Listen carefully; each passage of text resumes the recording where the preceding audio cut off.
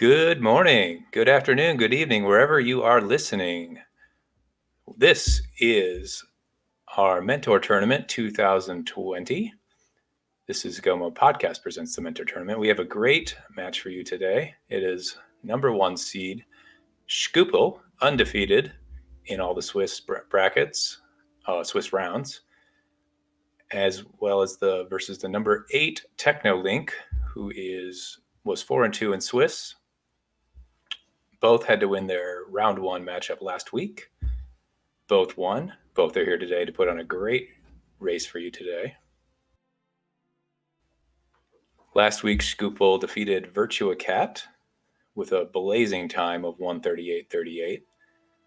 And Teknolink defeated Polar Bear Bunny in a very close race, 2:02.34 to 2:05.02. As I mentioned, Shkoople's undefeated. Number one gold sword bracket. So we are going to see if they can continue that, or if Teknolink is going to pull a little bit of an upset here. Both these runners are very good. We should have a great matchup for you today. All right, and Fred, I am your Restreamer Amarith here, filling in for Rando for just a moment because he had to step away for a little bit. We'll be back in just a moment here. We got a standard opening here. What kind of weapon do you prefer to see in your opens? Just curious.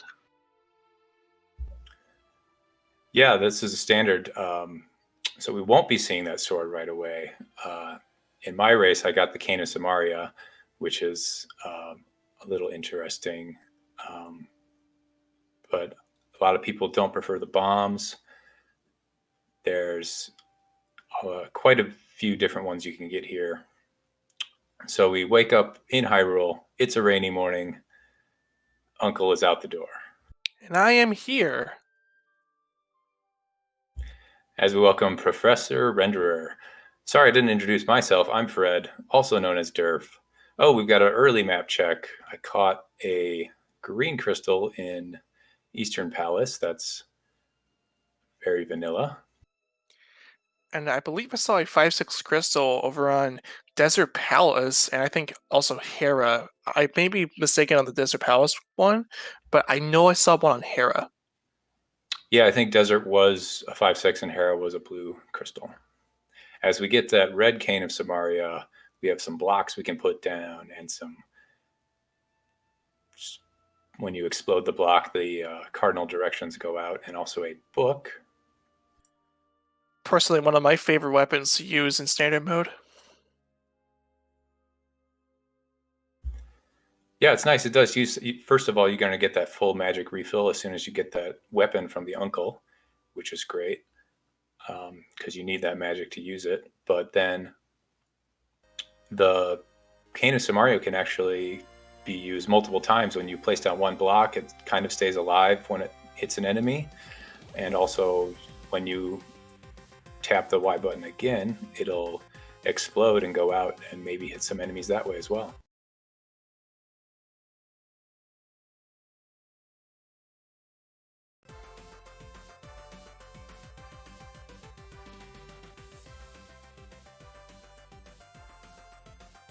So there's a map in that first couple chests in the in the scape. So that usually is a sign that says that there's probably going to be a few items in the back. Yeah, the map is one of those you want to keep in your head, a little mental check, because you know that's going to show up somewhere between the first check and the sanctuary check.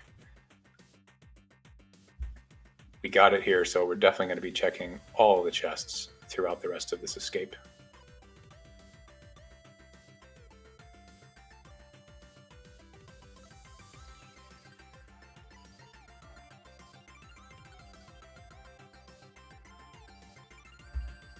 We're still looking for some bombs as well. At one of the few last rooms in the escape sequence, there's a room in the back where you can get 3 more chests, almost doubling what you're going to get from the rest of it. So we're hoping some of these prize packs drop some bombs, as we see Shkoople killing the green guard. So does Teknolink.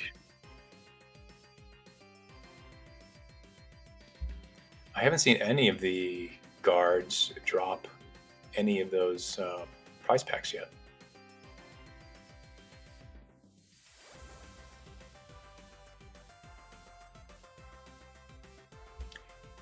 Although both of them have some money, they can buy some bombs later, but that's not really going to help you on your first jaunt through the escape sequence. It's also possible that the prize pack in particular is the no prize pack, where just there's nothing that spawns out of the prize pack. Yeah, that is a possibility. There are 2 more prize packs with some of the enemies coming up once we get past the throne room on the back of this castle here. We'll see if they are a little bit more kind to the runners. Another enemy killed and still no prize, I would have to imagine there. Just that empty prize pack. The dreaded empty prize pack.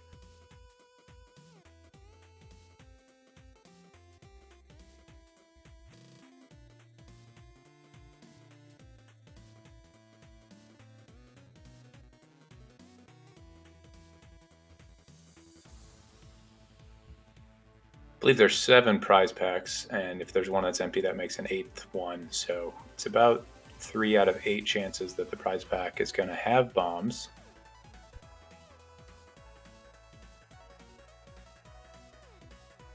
I'm not sure if pack 0 in particular is consistent. I know that pack 0 does exist, but I don't know if it's actually also shuffled along with the other prize packs from version 31.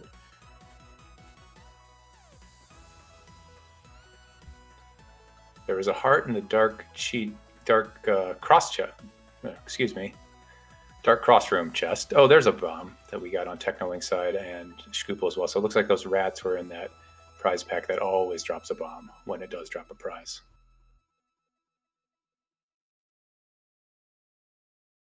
I believe there. I saw a couple hearts on the way as well, but I don't know if that's actually. Oh no, yeah, that's right. That is the bomb prize, the bomb pack. There's that 4 bomb drop there.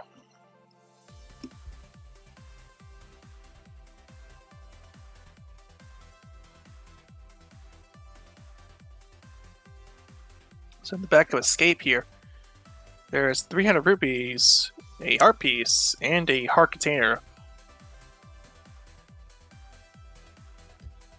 All right, so not really much of anything outside of that red cane and the book. I imagine both of these runners are going to go over towards the Lost Woods and Kakariko area right after this. There's really not a lot of choices. There's so many checks there. You don't really want to miss anything that your opponent is going to check almost certainly right out the gate here. Personally, I would get a ped check out of the way with that book Medora already in the hands, because since you got it so early that there's no other reason. You probably won't be the next best option that if you have that book is when you're finishing up Skull Woods. So if you get this early, then I would not be surprised. I would just go for the pet check right away, get that valuable information that is really nice to have, and because knowledge is power. Having knowledge of something is all important in randomizer if you're seeking out items. Definitely, because we know that we're going to have at least 2 Dark World dungeons. Those dungeons tend to be a little bit longer, so 2 of those Dark World dungeons are going to be pendants.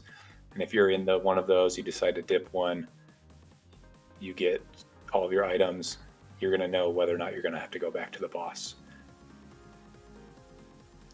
And in this case, it's doing the pet check here would mean that okay, yes, this is what Teknolink is going to do. This is something that I'm not too surprised that Teknolink does, given that from past experiences with him. doing the pet check, like doing pet check on stuff like the daily races and other things, he will go for the pet check right away whenever he sees the opportunity to do so. Pet check is going to be 10 arrows, so already pedestal is already dead, and that's pretty much what I mentioned. Like I said before, knowledge is power. So if you getting that pet check right away is something that I like to do just to make sure that a pet seed is not possible. But if it is a pet seed, then you have a good chance of getting items, like getting formulating routes right then and there. Definitely, yeah. This is gonna help decide some of the actions later in the game when time is feels more important, if not being more important there. Not a lot in Blind's hut here.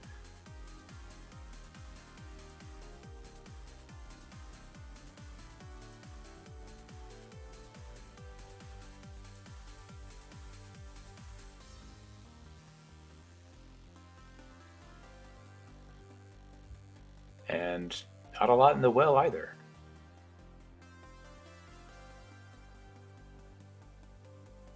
So far, it's been pretty dry.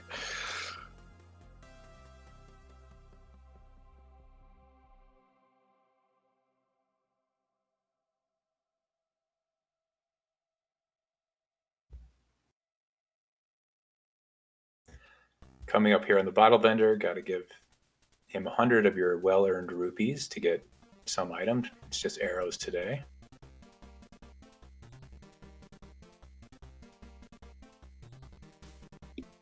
Over towards the chicken hut, there is 50 rupees.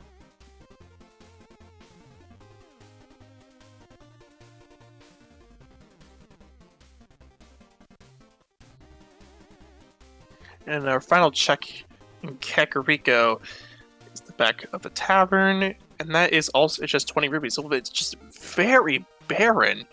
That is the most barren Kakariko I've seen in a long time. Yeah, sometimes you get a lot of items. You call it a Stackariko. I don't know what I want to call this one. Dry. It's a dry Rico or something. I don't know. I just came up off the top of my head, which just doesn't even rhyme properly with Kakariko. When I'm getting nothing, if I'm going into the race game, I'm just going to go in blind. There's got to be something here, right? Yeah, personally, if you find absolutely nothing in Kakariko, I just say just go do it blind. And if you got a lot of items in Kakariko, it's more so just see the item and hope for the best. Well, we do come back to Kakariko here with that bottle. Yeah, that opens up a fetch quest. Not too far away, so maybe a mini fetch quest. Got to go right back to Kakariko. Maybe Kakariko wasn't so bad after all.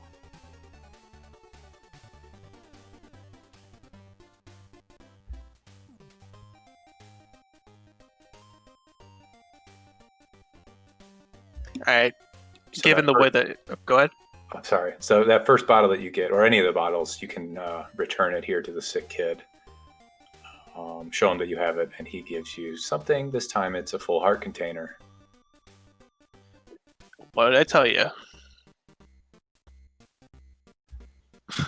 All right, Kakariko 0 out of 10. Save that for Hype Cave.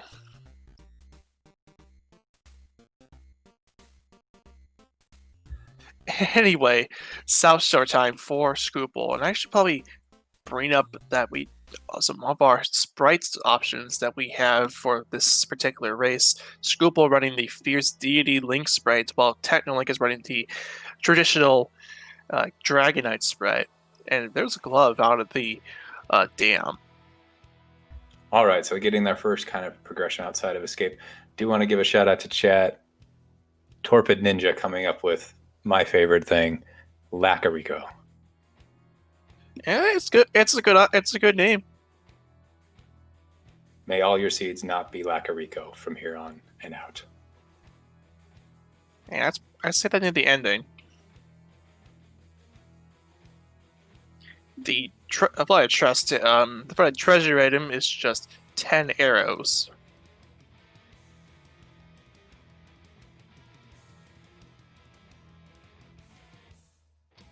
Okay, so we've got some bombs and some Samaria cane here to kill these mini Moldorms who don't have a sword or anything like that. So that is one of the things about standard seeds. You kind of got to improv a little bit with the limited resources that you might have coming out of that escape sequence.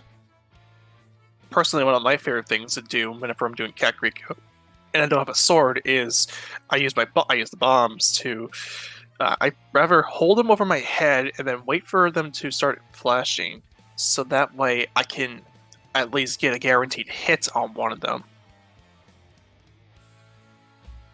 Yeah, bombs are pretty good. Spend a few minutes practicing those. You'll get them down without any problems, really.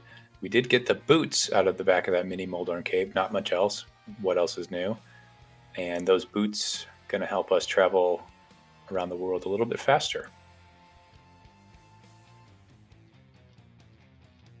So of course with these boots in hand, we will for sure be running over to the Ice Rod Cave, make this play a little bit quicker, and probably wouldn't be surprised to see a water walk from any of these runners. I would imagine technically, Shkoople getting knocked down by the crabs there, but does have a fairy in reserve, so will be brought back to life here.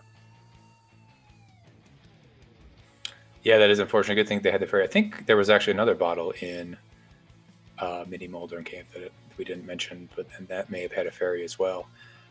So if you're not familiar with this water walk glitch, you can set it up by sort of dashing by a pit, as we're going to see Shkoople do on the left, and Teknolink is showing the second half of it on the right. And you can kind of trick the game into walking on water if you don't have the flippers already, which is obviously a lot faster than swimming. Yeah, unless you get this waterfall wishing check without the Moon Pearl. And speaking of the Moon Pearl, there it is. Oh, that's very, very interesting. So that is a sequence break because we do not have the flippers yet. And in an interesting piece of logic, you would not be able to check those without the boots and activating the water walk, because you actually need the Moon Pearl to do some different shenanigans than we did here to get into that waterfall cave. So that could be a very big sequence break if we find those flippers locked in the Dark World or something like that. Also, the second bottle that I did see, I am astute here, being pretty astute in this one, that it being a B, that was from out of the mini Moldorm Cave, because the bottle that we saw, the first bottle we saw, was on the race game, which had the fairy in a bottle. The Zora just given a single arrow for 500 rupees. That is the most expensive arrow that you will ever fire in this game. Well, if that's the arrow of destiny, the final arrow that you shoot into Ganon at the end of the game, I say 500 rupees well spent. Well, let's keep that in mind when we come down to that point. Once that time comes around, the $500 rupee shot.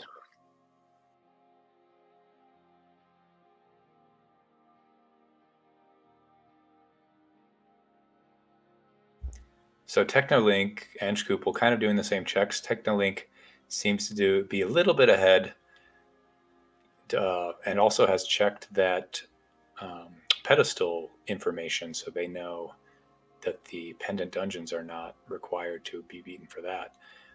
Both of them putting the boots to use, checking bonk rocks, and now sort of checking the lumberjack item, which is only accessible after you beat Aganem and Aga Tower. That's a rod I think I saw. Yeah, I couldn't quite catch the color, but it looked rod shaped. It was what? Never mind. That's not a rod. That's a hammer. So we have to kill Aga 1. Yeah, that hammer unlocks enough of the game that it's definitely going to be required in every seed. Again, I just said this a while ago at around the 8-minute mark when the pedestal check came out. Knowledge is power. So having that knowledge just right away is very nice to have. And in this case, we know that Aga 1 is necessary for the seed.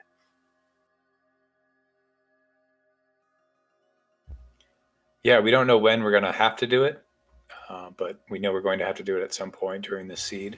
I would suspect kind of as soon as one of the runners gets a lamp and the other access to that area, we will be going straight for Aga, because that hammer unlocks so much later in the seed. We did see Shkoople. Now we have a little bit of divergence. They went over to Saha's hut in the Eastern Palace area, and they got the Titan's mitts. So even if we're not going to be killing Aga for Dark World access, we still have to come back for Aga eventually, because we need that hammer that will be necessary to complete this seed, because there's the only way you can really... only way otherwise, if you were to go up to Ganon's tower, is through the bottom. And even then, you still need that hammer for certain parts of Ganon's tower, maybe on the left side of Ganon's tower. And we also see the fire rod out of the King's Tomb. Yeah, putting those Titan's mitts to good use right away. And fire rod is an excellent item. It's also a weapon, which might be preferred to over the Cane of Samaria that they have. Teknolink peeked at the desert ledge here and saw a mushroom, one of our other fetch quests in this game, and they're going to dip into desert and see if they can pick that up and maybe a couple of the items that are hidden in Desert Palace as well. Now, the issue of this play for Teknolink, though, is that Shkoople, he will be going in without a fire rod or without a fire source in hand unless Desert Palace throws up the lamp. But Shkoople will be able to clear this one without a problem because of that fire rod that picked up out of King's Tomb. Yeah, so theoretically, they're going to be able to go all the way back, and it is a red crystal, so they're going to want to beat it. They don't have a sword or, an unlimited item, if you will, but fire rod and bombs will kill the boss here at the back of this dungeon.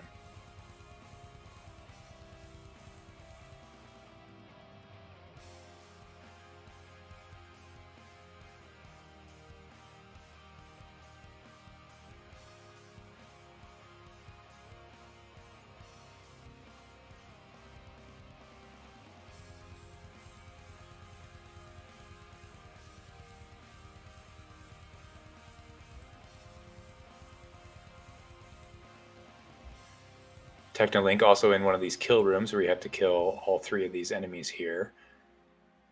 Doing a little improv.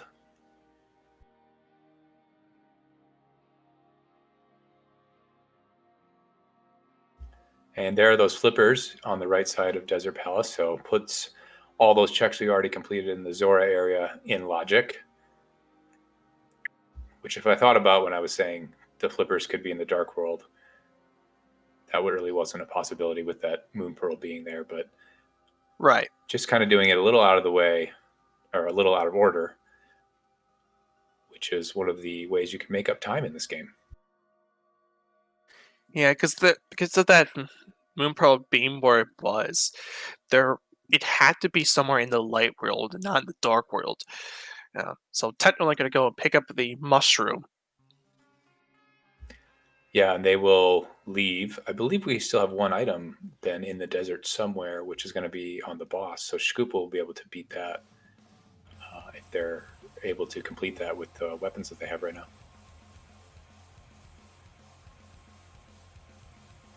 Shkoople picking up the flippers from off of that cannonball room.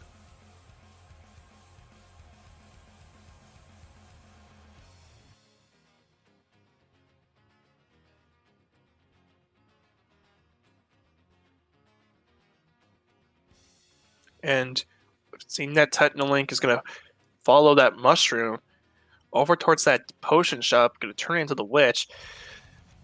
May possibly save scum it in case if there's nothing, and then in that case he'll go try to do a fake powder. Yeah, they actually have both the things to do the fake powder, and we see a reset. A little surprised they didn't want to do that fake powder first, so that if the mushroom was something good, they could just pick it up and not have to worry about this save scum. So the way that works is you've reset your game, you've saved it, you boot it up, go over there. If it's nothing, you don't save and quit. You just sort of off the game. Sorry. You sort of turn off the game, and it goes back to that reset that you had immediately before. There's just one issue with that, though. We don't have a hammer, which is on Ag 1, and we don't have a mirror, which is still at large. So even if we wanted to do a fake powder, we would not be able to do so because of those two factors. Yep, that is true. Sorry about that. Yeah, you needed the hammer or something, or the mirror or something like that to be able to actually do that fake powder.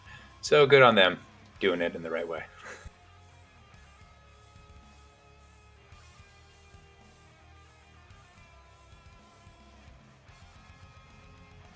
So Shkoople is now heading over towards Lamola. Is going to get the first crystal of the game ready and locked and loaded and all that fun stuff. Go first two cycles on those two Lambos and is able to clear out the fights. No problems whatsoever.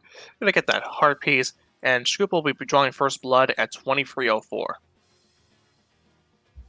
That was a great fight. Just used the fire rod shots they needed. Got 6 shots down, six shots connected. Sorry about that. Actually, 2404, not 2304. But you know what I meant. It's 2404 or 24010, however you see it.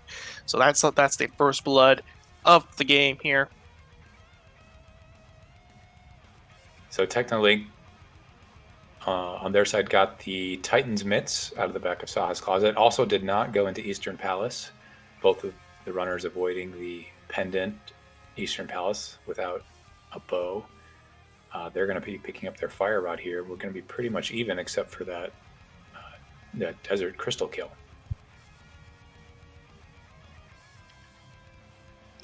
There's the fire rod for Teknolink out of the King's Tomb.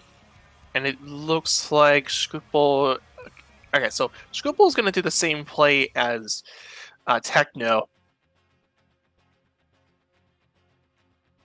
And while I do so, we might as well... while they're doing that too, I'm going to grab the gold sword bracket here to get a bit of history behind this particular matchup.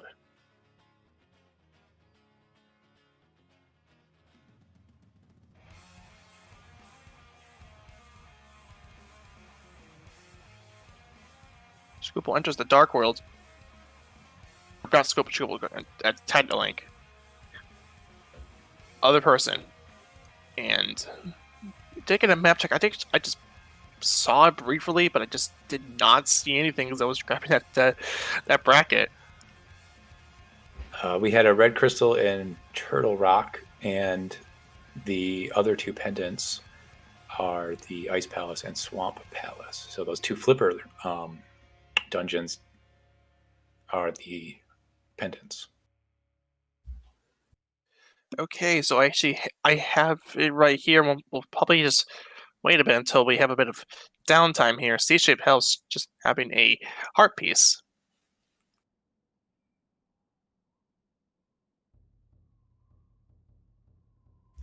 Yeah, Kakariko didn't have much. I wouldn't expect Dark Kakariko to have that much.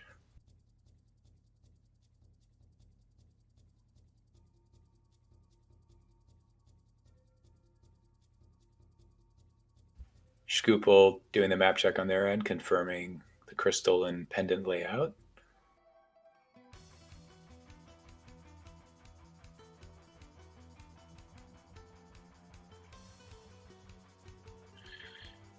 Chess game giving out a bug net. That's a very nice safety to have, just to have it, but we don't have any powders at the moment to do the just power any anti-fairies or bunny beams or what have you. We'd also see blue mail. Blue mail is very nice, especially when you get into the Dark World. All the enemies tend to hit a little bit harder, so having the blue mail effectively doubles your hit points, which is good.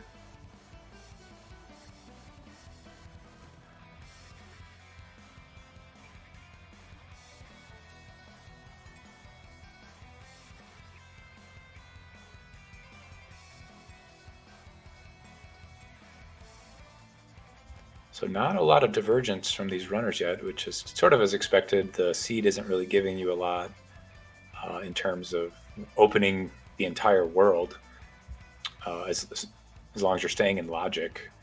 When we get those Titan's Mitts without the hammer, the only place you can access the Dark World is from this Kakariko area. Dark Kakariko.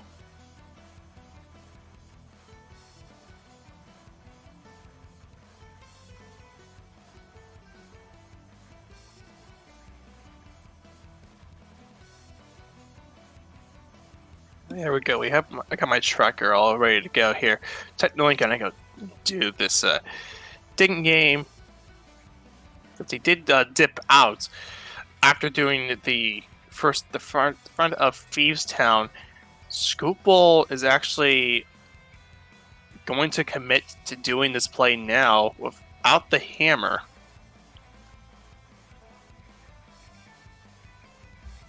Yeah, there's a possibility that one of the items is locked in the big chest, which requires the hammer. Sometimes it happens and sometimes it doesn't. Personally, I would have waited till a little bit later to. I would have waited later. So, excuse me. To do this play once I had that hammer in hand. Yeah, it's sort of interesting because, as I said, that's the only place you can enter the Dark World. So theoretically, you're going to be coming back to that area every once in a while if you're going to be entering the Dark World again. So it's really not that far out of the way to go back to this dungeon. On the other hand, it is a crystal dungeon. You can theoretically beat it even though you don't have a sword right now. I know that the boss blind is going to be able to be vulnerable to the Cane of Samaria that you have. So maybe just prioritizing those bosses, the end of the dungeon goal, instead of necessarily full clearing everything. Teknolink into Hype Cave with starting with a heart container. There's our lamp, which is going to be necessary if we're going to see through the Dark World, see in the dark, as well as getting closer towards that Aga 1 access. Yeah, that's one piece of the logical access to Aga Tower. There's also a little barrier in front of that, and we need to get either a Master Sword or better, or a cape in order to get back there. And we don't have any of those yet. So if this seed is sort of going to be stingy with those items, that hammer is going to be just very late in the seed as well. And that's really not going to feel good to these runners, as that hammer is so useful. It's a weapon. It opens up a lot of areas. It's just really nice to have. And Techno is taking that world tour into full effect here. Shkoople starts up the blind fight with the King of Samaria blocks in hand. All this fight is just place a block and then wait for the head to lock to get over there. Looks like nothing a whole lot on Teknolink's side for the pyramid ledge.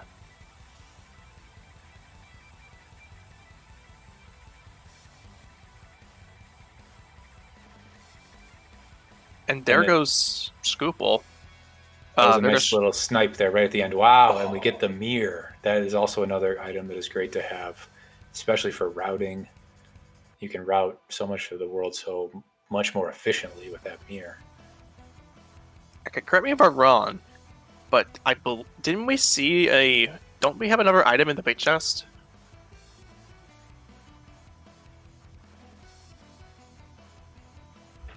Yeah, we did get that key in the earlier part of the dungeon, and that means that there's going to be something there. I actually don't know if it might be a map or a compass, or if we got all 4 items.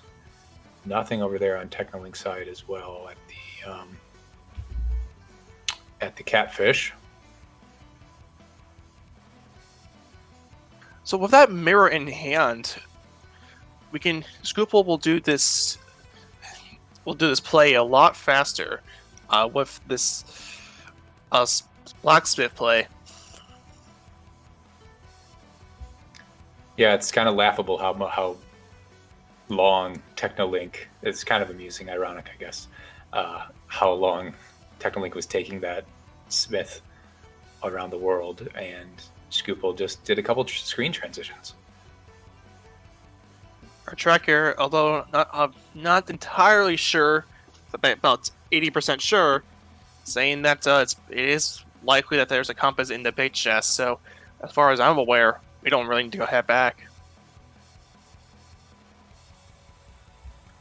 Well, that's good news to hear. It's never a fun feeling to leave something behind in a dungeon and just sort of weigh in your head when you have to go back to that dungeon to pick up that one standalone check. And because Shkoople got the mirror out of blinds just during that play that he did without the hammer, he's able to get up for this purple chest play with a lot faster than what Teknolink would have done. Yeah, I don't see Teknolink prioritizing the purple chest anytime soon, especially because they don't have the mirror. It's sort of cumbersome to get back to it and turn it in and all that stuff when you can kind of wait until later to do it more efficiently. Shkoople setting up for the purple chest oversight, where the fly doesn't get cleared until about some odd frames later.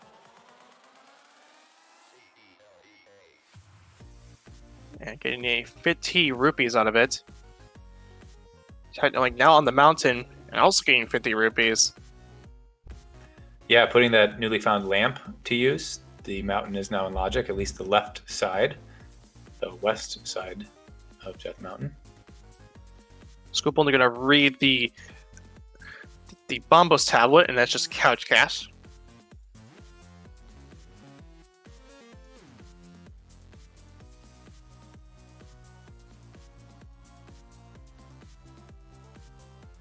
And Teknolink, seeing that there is not really a whole lot on the immediate Death Mountain without that mirror in hand, Shkoople will also have access to Tower of Hera after this, but will not have access to East Death Mountain because there is still the hammer that is again on Lumberjack Ledge, or also the hookshot, which is or about the hookshot, which is still at large.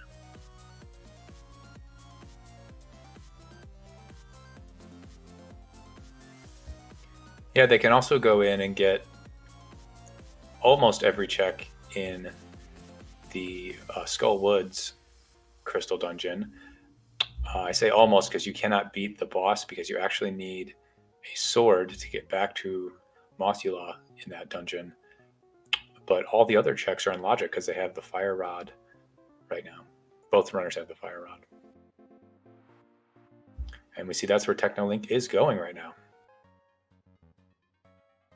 This is the Skull Woods play from off of Teknolink.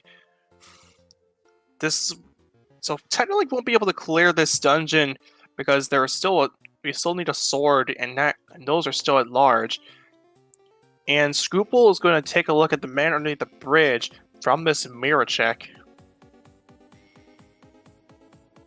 I think Teknolink checked this already. I think it was bombs. But let's see if I can be proven wrong right now. I believe so too, but I had it on my tracker said I had it on because I wasn't sure whether or not both, like someone had done it earlier. But yeah, of course I remembered the bad thing we got from one check instead of keeping track of some of the other more important stuff.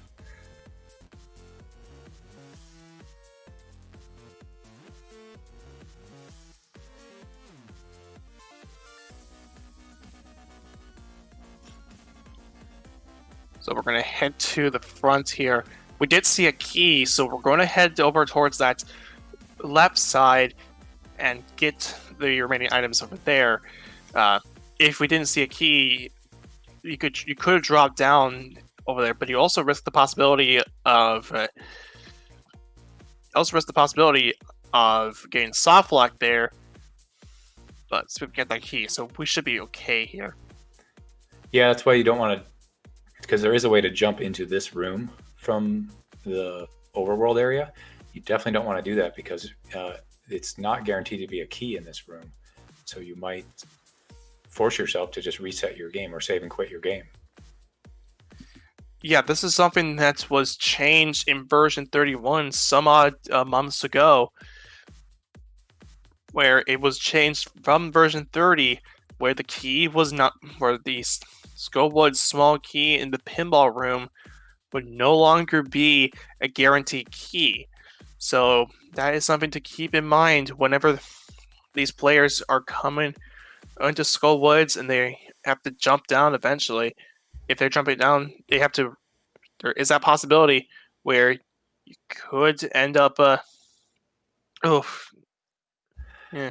That's Technically getting kind of caught up with that bouncing skull. Yeah, I was just paying attention to that right now. So Teknolink is going to head back to Thieves Town and is going to grab that mirror from off a blind. So did Teknolink get both items out of Skull? Was I missed what that he item? did. Okay, He did. Okay. Yeah. Oh, the bunny sprite is a little snake there. It's actually a Dratini.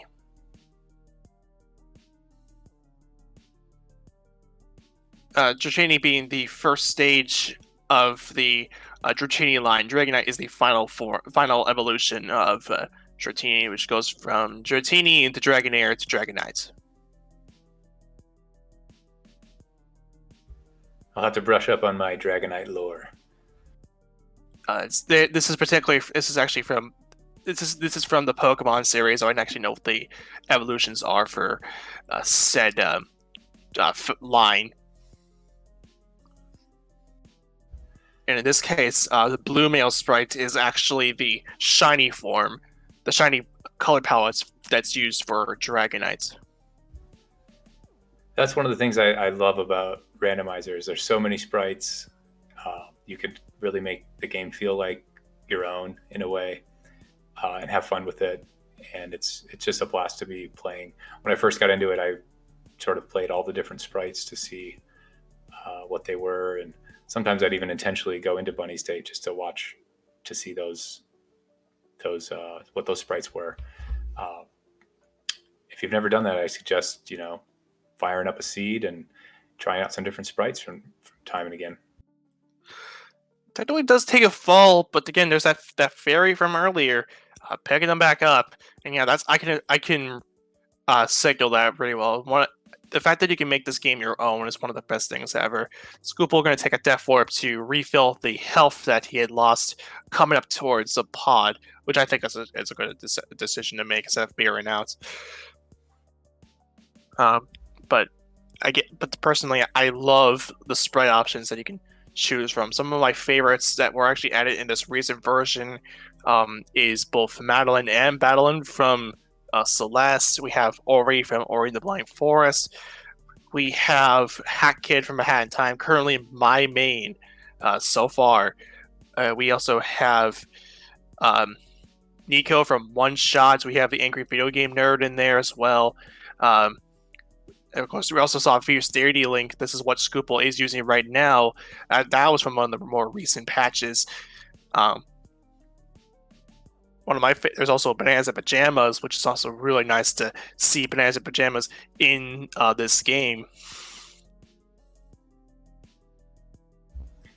I know there's also an invisible Link that has literally nothing except for the shadow. I played that once.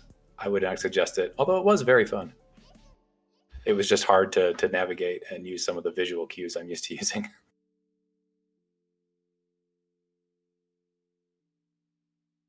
Let me think about another thing as we're doing this blind play. Yeah, we'll see Teknolink. They're doing pretty well too. I mean, this is not something I think a lot of people practice is Samaria strats for blind, or really a lot of the enemies, to be frank. You do see some people with blind use the other cane, the cane of Berna, which sort of gives you an invincibility and a hit box onto some of the enemies. As we see Teknolink do a great job and get blind down and get their mirror finally. Shkoople actually set up for the potion camera unlock by bombing themselves. But also into a bit of a trouble here with this with these mimics getting too close for comfort. But there's this setup and that is needed, and Shkoople's on his way. But I actually do have the rest of the sprites that was added in the most recent version, which got rid of the delay, the 1.5 second delay from previous versions of version 31.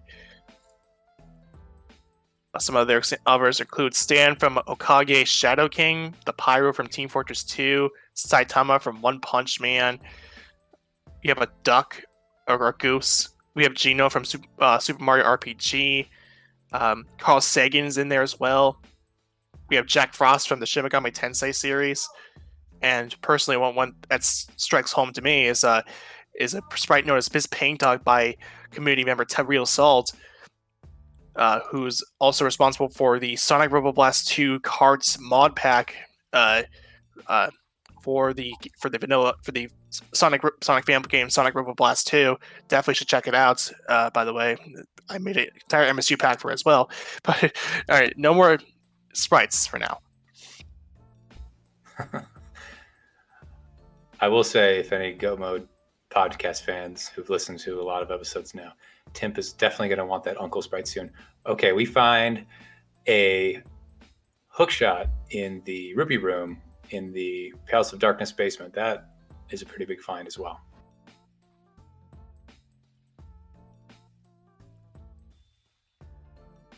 Oh, and Floyd in our chat also adding a bit more to the sprite to talk as well. There's a something in the Enemizer that lets you change sprites while taking a hit. That's also a pretty fun option as well. I think it randomly chooses some sprites that out of a pool and then just gives you and every time you take a hit, it's a different sprite. That sounds amazing. So Shkoople going through here, I would like to point out we still do not have logical access, or we can't even break the logic in this sense, to the Aga Tower. We need a couple of swords, we need a cape. So they're choosing to do this dungeon knowing they can't beat it. They don't have the hammer, which we know is locked on Lumberjack Ledge. We don't have the bow. But, Pod has so many checks. I believe there's 5 checks in here. They end up getting their hook shot. I imagine they're going to go back to the mountain right now. They haven't been to the mountain. So they're going to make their way up there now. They also picked up excuse me. Sorry about that. Yeah, what else did they get? They also got the blue cane. They also got looks like they also got a powder as well. So we do have some safeties in our hand along with that hook shot, and also the other boomerang. Yeah, those are great things to have. I don't think the blue cane lets you get into Aga Tower though, so that's still not access to that. No, it doesn't. That is only the cape.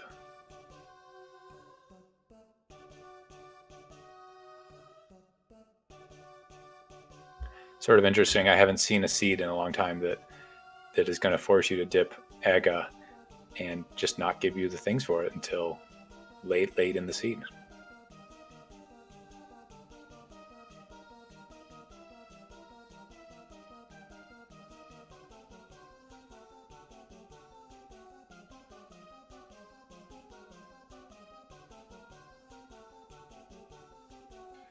So with Shkoople getting the hook shot out of a pod, this will let Shkoople do a couple more things on the mountain that Teknolink otherwise did not. And this has been the same story that we've heard a couple times throughout this seed.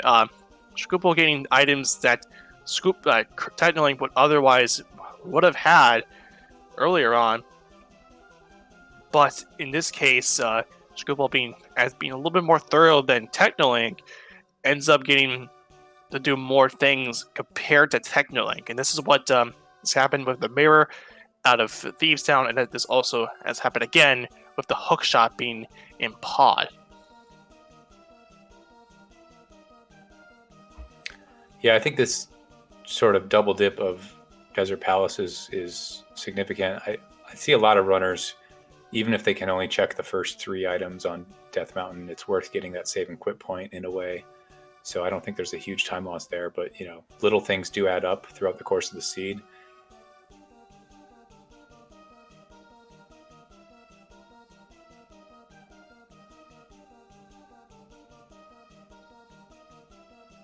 So into Paradox Cave, we got some hearts torn. We have some hearts. We did also get a refill there. Into the lower parts, as the game, some most things in the randomizer are supposed to be known for. So we have a bottle. We have some bombs. We have a rupee. Our bow, as well as some ammunition for that bow. Okay, so now we can fully clear out the Eastern Palace dungeon if and when any of the runners decide to go there. As Shkoople takes a fall there, that bomb jump might be a little bit harder to do without a sword or something like that. Teknolink fighting Land Molus on the right side here. I really haven't actually had any issues with doing this particular bomb jump without the a sword. It's just the best way to line up is that you line up the bottom, and then once you get the bottom, you just line up the left side, and you're good.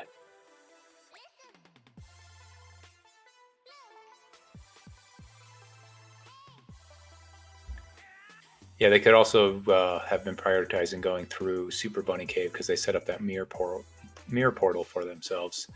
Nothing out of Super Bunny Cave. We saw Teknolink finish up on Land Molus, so now they've evened up the crystal count here. Both runners at 2 crystals. Was that an ether on Turtle Rock there? Bombos. Oh, Bombos. Okay.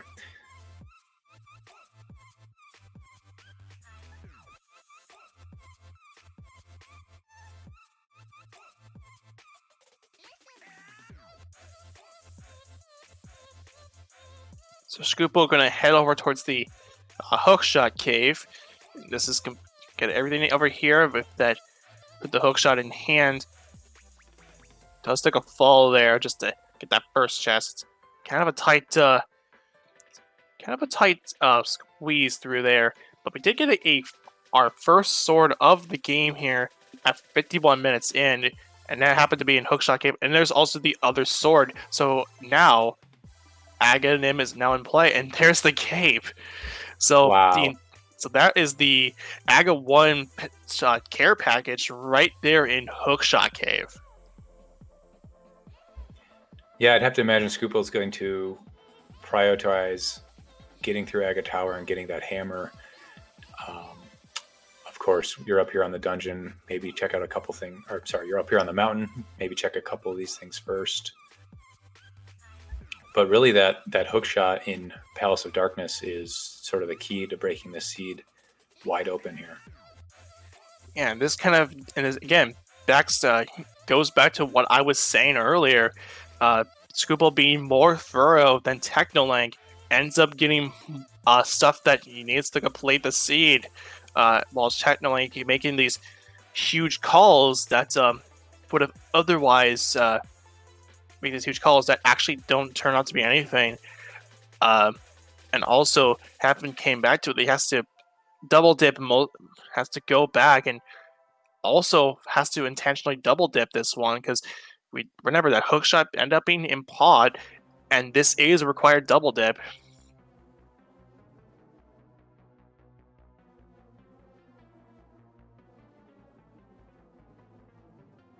Shkoople getting in position for the Koi version of the Herapot, in which he does pull that off and actually did a bonk off of there to get that set up, which is actually something I don't think I've seen.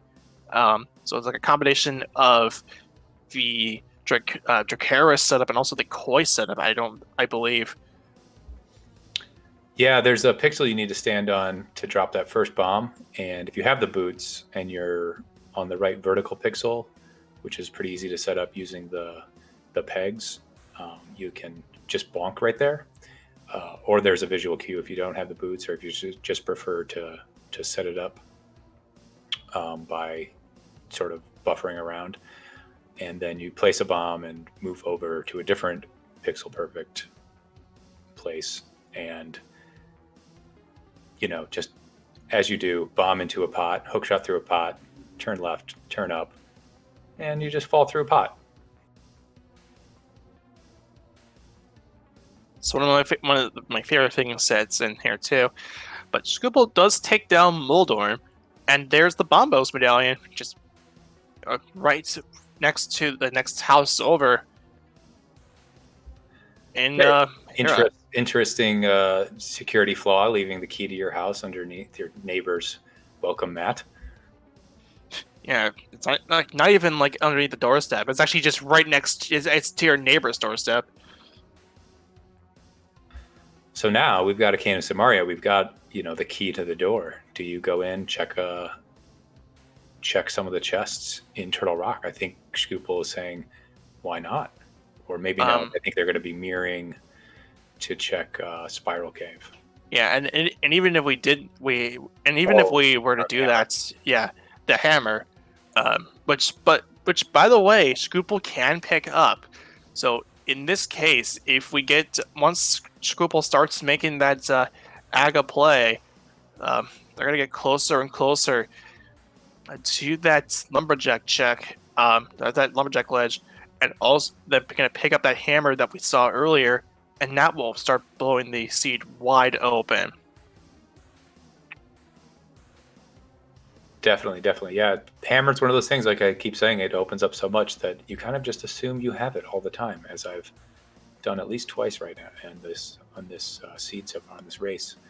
So one thing I do want to point out, I don't know if we mentioned this when we were back in Thieves Town, our tracker wgarrison did confirm that we got all 4 items out of there. So if both runners were kind of keeping track when they were in there, they know they don't have to go back once they get that hammer. It was just a compass in there. All right, shout out to wgarrison for that clarification there. And Shkoople, with that, with the Aga 1 care package from out of Hookshot Cave, it's good to start making the Aga play right now.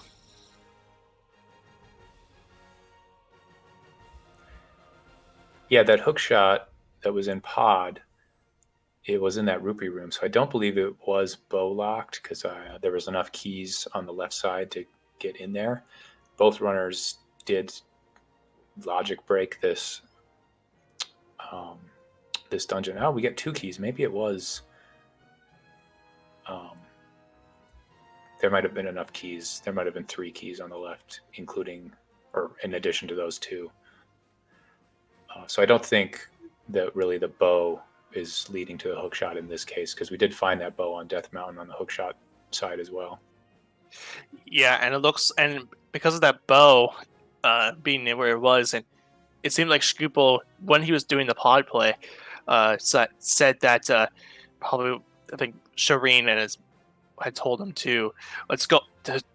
Shareen and Shkoople opted to go for a potion camera unlock because it looks like they may have got a potion earlier on to sequence break that particular part of the dungeon. Yeah, that was wise to pick that up, or at least know that they had it and say, we can do this thing. One thing we haven't really talked about yet, both of these runners sort of throughout the Swiss rounds and in this race have mentors on their side. They're in a voice chat and they're watching their game and sort of giving them tips for strategy or routing or something like that. So Shkoople is mentored by Shareen, and Teknolink is mentored by Walther the Fourth. Both are longstanding members in the Link to the Past randomizer community that have willfully volunteered their time to help some of the newer members of the community. Yeah, this is actually the last time we're going to be seeing these mentors right here. And now Shkoople starts the Aga 1 fight, and we're going to guess how many blue balls Aga 1 may fire from here. But of course, this is necessary to complete the seed because we did see that hammer off of the lumberjack ledge. And here we go. The fight starts for Aga 1. First attack will always be a red ball. Attacks 2 through 4 will either be a 50-50 between a red ball or a blue ball. Fifth attack will always be a lightning attack. The process will continue as soon and until Shkoople gets 6 red balls into Aga 1. So far, a really good. So far, so good. No blue balls in sight. Yeah, the ones that are 50-50, they are random, but for the first time that both of these runners face Aga, it will be the exact same seed. So there won't be any weirdness with somebody getting lucky with getting all reflectable balls and somebody else getting the bad blue balls and wasting more time. Yeah, Aga 1 firing 3 blue balls in succession. But that will actually be the end of it, too. Just pretty much just not letting Shkoople get a zero blue balls here. So, and of course, that was the last of that cycle because of because that was 5 blue balls, and because we had more blue balls. We had 4 blue balls to start off or not 4 blue balls, 4 red balls, I'm sorry, to start off the fight. But then after that, it was 3 blue balls. After the guaranteed one, I pretty much just confirmed that it was 3 blue balls. So Shkoople takes down Aga 1. Yeah, and now they're transported to the dark world, which we've already sort of navigated. They're going to check, looks like the graveyard ledge on their way towards getting the hammer and opening up a little bit more of the seed. So hammer's going to open, as we talked about earlier, Turtle Rock. It's going to make Palace of Darkness fully clearable because we do have that bow now. And we also got that sword up there on the mountain. Don't forget that. So we can go back into the back of Skull Woods. There's really a lot that both these runners are going to be able to do when they get that hammer.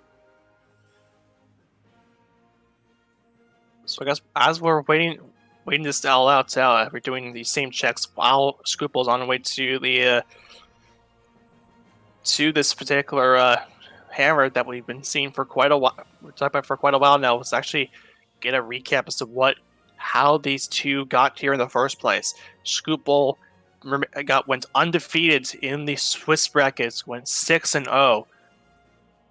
Got the number 1 seed, took down Virtua Cat, the number 16 seed, while Teknolink, being 4-2, took down the number 9 Polar Bear Bunny, and in the first round of the Gold Sword bracket, and now is into the quarterfinals of Shkoople and Teknolink being in this particular race right now. Shkoople being the number 1 seed, and Teknolink being the number 8 seed.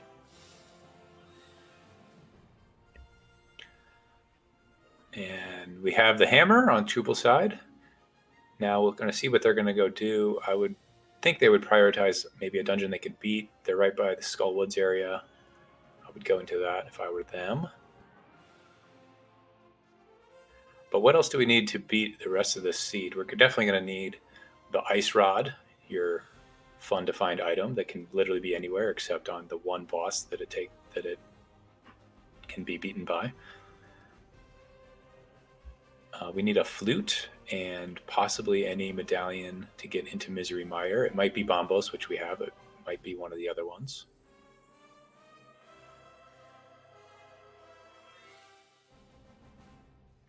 So here is this so Shkoople is going to head over to Skull Woods and clear that out. Teknolink can now get the Aga Dark World packet, the Aga 1 Hammer Access Dark World package, or something like that. That was poorly executed. Yeah, for anyone just jumping in, we knew it was going to be an Aga seed because we saw the hammer on Lumberjack Ledge, and both swords, our first 2 swords and the cape, were locked on Hookshot Cave on the Dark Mountain. So we were not able to get those until going through pod and getting the hookshot and having the lamp and gloves to get up on the mountain already from earlier in the seed. It was kind of a long road to get here already. And with this in mind, too, Shkoople actually being a lot more thorough compared to Teknolink, where Teknolink made a lot of huge gambles that had just not been paying off and just skipping spots that would have otherwise would have been avoided if Shkoople opted to, or Teknolink, if Teknolink opted to be thorough. And this was started off with the Thieves Town play that Teknolink opted to check the first port chest of. Shkoople staying in after those first port checks, got the mirror out of blind. Pod ended up with a hook shot, which was necessary, of course, to get over to that hookshot cave after the mids was found pretty early on. Yeah, we had the first dungeon we beat was Desert Palace, and Shkoople got the fire rod before going in there and was able to use that to beat the Land Mollis, the boss. Teknolink double dipped that. Teknolink also, as you said, went into Thieves Town and then left and then came back, and so they double dipped that. And they also, checked the front of Skull Woods here, and they're definitely going to be coming back to beat that. So that's 3 dungeons already that they've spent time getting to and then going through and going to be double dipping. Whereas, they're both going to have to double dip pod. So that's just little time saves that Teknolink's going to have to make up throughout the rest of this race to make up that time and get a little bit closer here towards the end of the game. Shkoople having that advantage right then and there, and as Shkoople gets the crystal off of Mobula, and that's I can pretty much safely say that Shkoople does have a pretty significant advantage going in for this early part. And I wouldn't say has the lead so far, but has a good advantage here.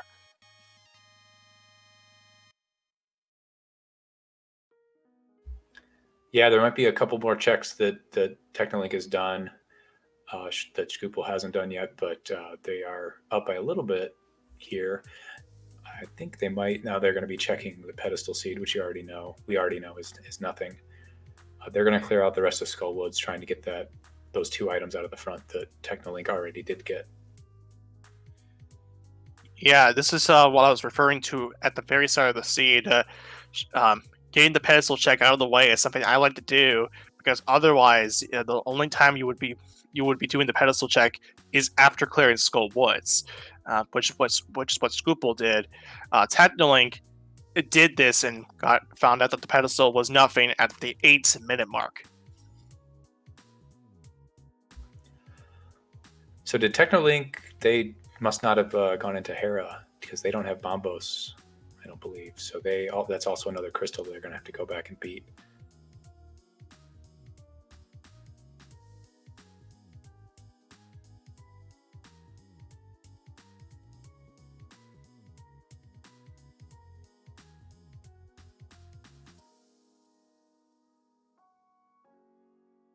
As Teknolink works their way through those 3 blue balls at the top of Aga Tower.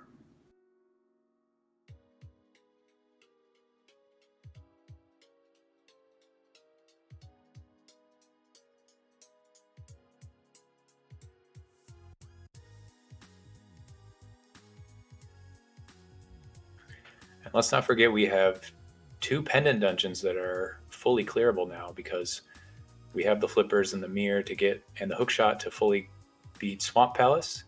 We have the flippers and the hammer and a Bombos medallion to fully beat Ice Palace. So even though we know the pedestal's not required, we could have some of our remaining Go mode items in those dungeons. Those dungeons have a lot of checks we can fully do right now.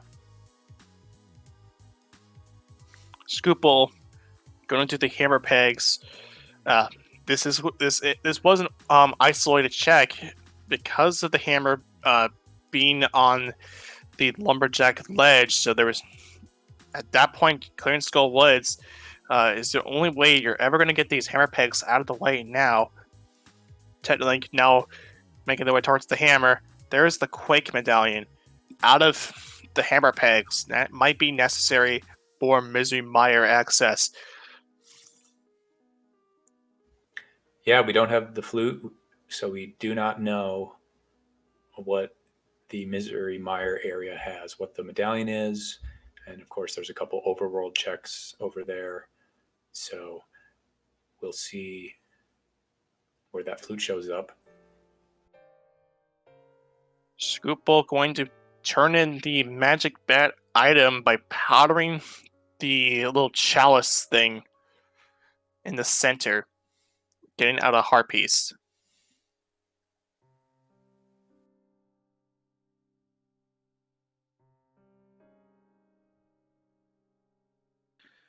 So at this point, you have a couple things left to do. You have Pod that you can clear, but you also have Ice Palace, Swamp, and Eastern. And also, if you want to dive it, Turtle Rock. But you can't. But just for that one ice rod. Where would you go in this particular situation? I don't know if there's an item left in Pod, but I think I might prioritize that. Without the flute, it's a little cumbersome to get over there, between saving and quitting and running versus going to maybe a dungeon that's closer. But it's also because I have the mirror right at the Eastern Palace area, which is a green pendant. So there's 3 plus the green pendant item, 4 items sort of in that area that are relatively quickly, especially with boots, and you have the bow and arrows. You're able to beat the boss there. I might prioritize going to Pod if there was that one item on the boss. Yeah, because at the moment we're at a crossroads with our pendant dungeons. Looks like Shkoople is going to take this opportunity to go into a Swamp Palace. This is something that now that you have a hammer for, it's the very clear choice. You have 6 items there, very item dense. Yeah, 6 items here. I would imagine, since this is purely an item density play, we know they must know this is not required to beat this dungeon, that they're going to go to the left side of the swamp first and see if they can get anything there. Just trying to find some of that progression that leads to those that leads to one of those crystal dungeons that we know we have to beat.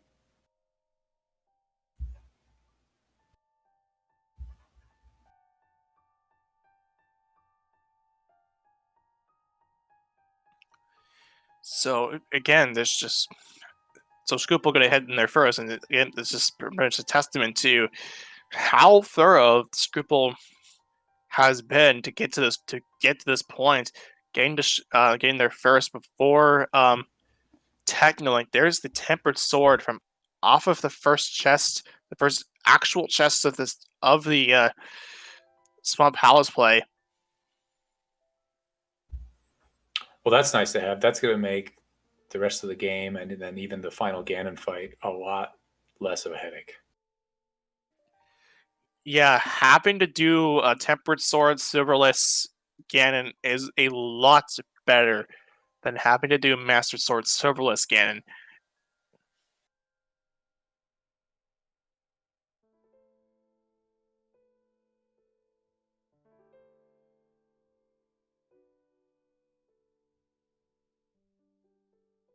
Teknolink on their way over to the Mopula fight out of Skull Woods.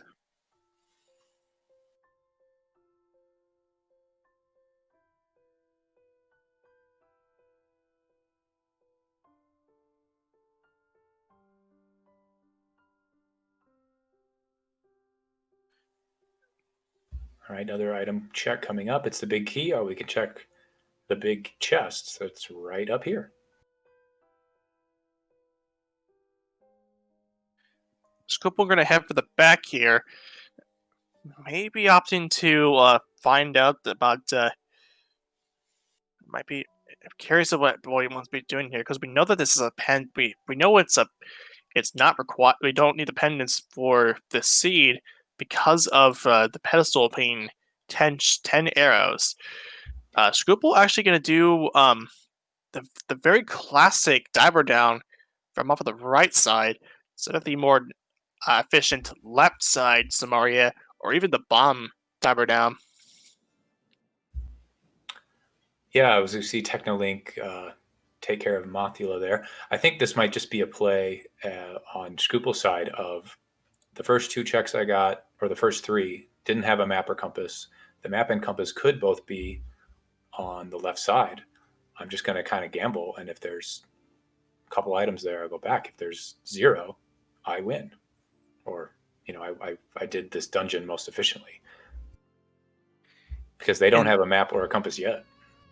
And that actually makes sense here because of that situation. Shkoople gonna start off the Argus fight. I think if you go to the back and then clear out left side swamp, both chests, it's 45 seconds slower than if you do left side swamp first. So it is a little bit of a risk, of a gamble, but that was very clean. And they got all the items, map and compass, on left side swamp. Ideal world, except they didn't get anything out of there except 1 sword.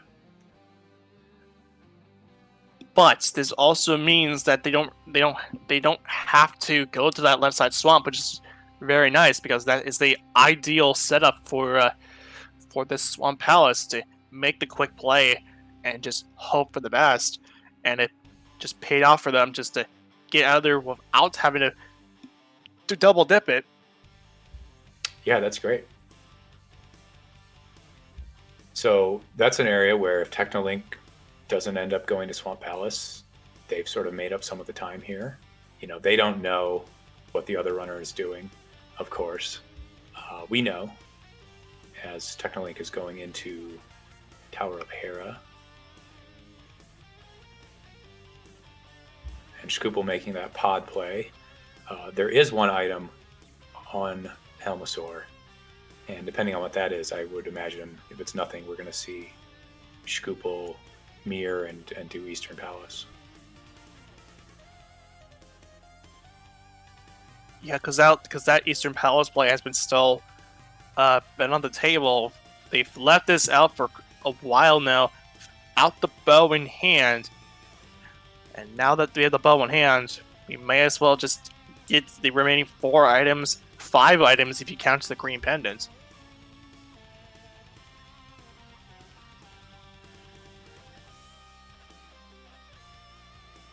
Yeah, that's 4 items in that area. That's more dense than Ice Palace, which only has 3 items. So this is 4 or 5 items here. It's a good play. Yeah, in total there is 4 items out of these first out of the ones inside the dungeons, and of course the green pendant adds another item to that to make a grand total of 5 possible items that are left in this particular seed here, or in this particular area of this map.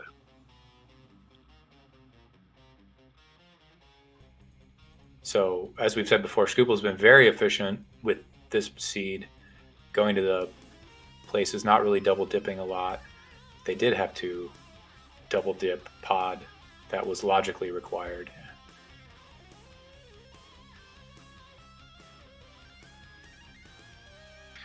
And that's something that Shkoople could not avoid here, because this is one of those required double dips because of the hammer showing up on Aga 1.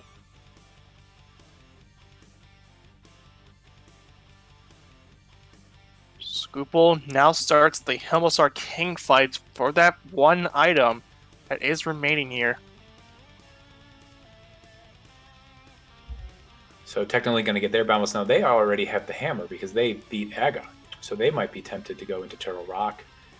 With the Fire Rod and the other stuff, they can get all the way to Laser Bridge. And this is something that is not a bad idea. This is it's a very bold play to make, but it's something that you can do. Shkoople does get a heart piece off Helmut's Arcane, and that is the next crystal for Shkoople brings their total up to 5 crystals.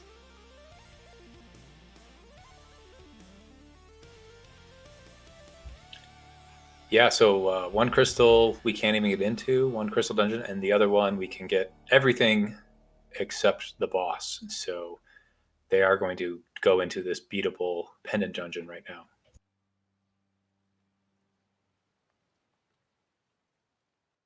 Teknolink did Spike Cave and saved and quit, so not choosing to go into Turtle Rock right now. Hoping for that Ice Rod, which is going to make that dungeon fully clearable. And there's the Ether Medallion out of Green Pendant Eastern. That is all the crystals that we really care for. Those 3 medallions pretty much means that we don't have to worry necessarily about what medallions are necessary for Meyer. All is left is just 2 items away from go mode: Ice Rod and the Flute. Yeah, that's just comforting to have as a runner. That's just one mystery that really isn't there anymore. An outstanding question that's answered. You know that when you get that flute, you can go right to Mizurmire and fully complete it. And Teknolink not going into Pendant Swamp, so going to save some of that time. I would imagine they're going to do the same thing here, beat the boss, and then we know they're just going to get a piece of heart, so they're going to probably feel tempted to go into Eastern Palace.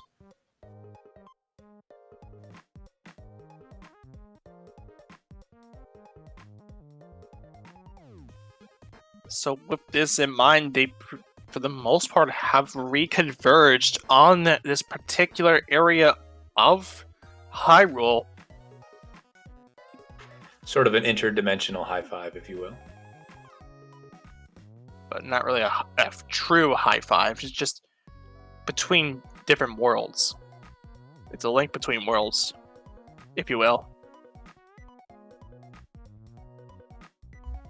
I do like that game. I thought it was a great sort of sequel to A Link to the Past, which is my favorite game. I wish I had a Link Between Worlds. I heard it's a pretty good game.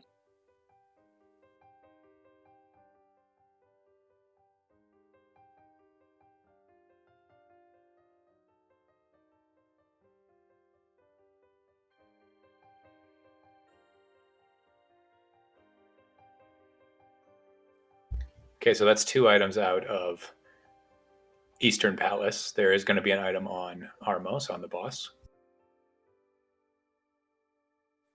And of course, the green pendant, which Shkoople will more likely than not check out after getting this play done. Yeah, you'd almost have to imagine that even if we got all 3 items out of the front here, that Shkoople was going to beat the boss simply for that green pendant and prioritize staying in one area and being efficient. Teknolink trying to get their 17 hits with the hammer onto Helmasaur's helmet before the helmet falls off.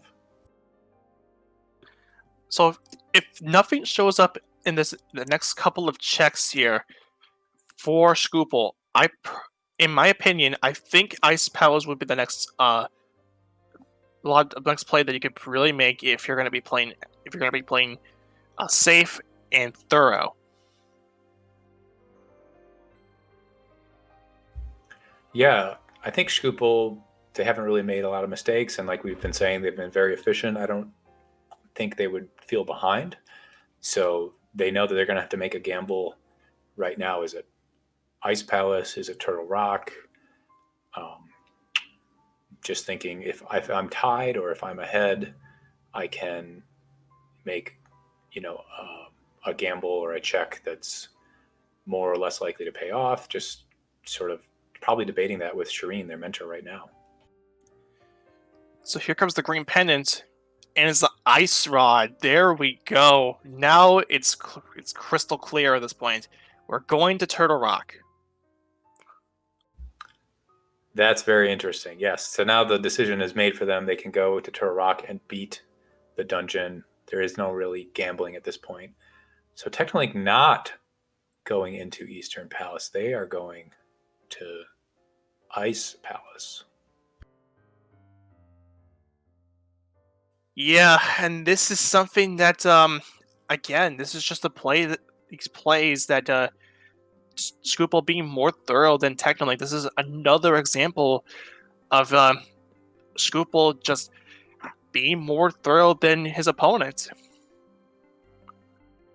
Because Teknolink finishes off Pod, just saying that well, for sure it possibly can't be Green Pendant Eastern Palace, but of course Shkoople found the ice rod off of the Green Pendant, so just this gives Shkoople even more advantage over Teknolink.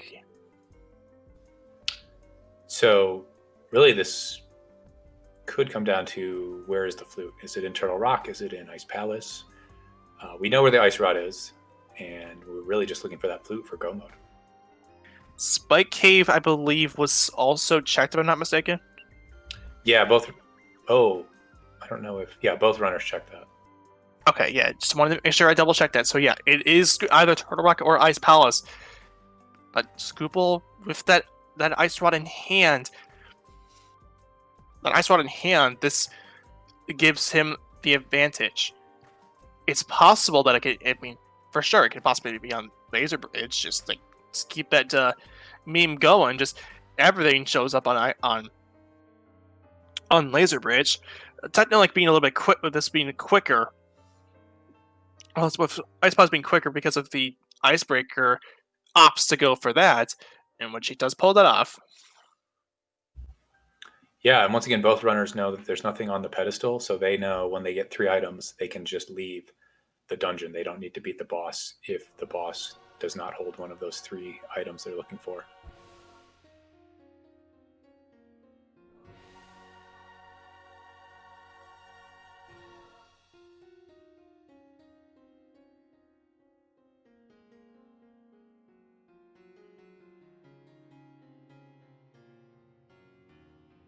So there's the big key from Alpha Teknolink's side in that hookshot room with the spikes.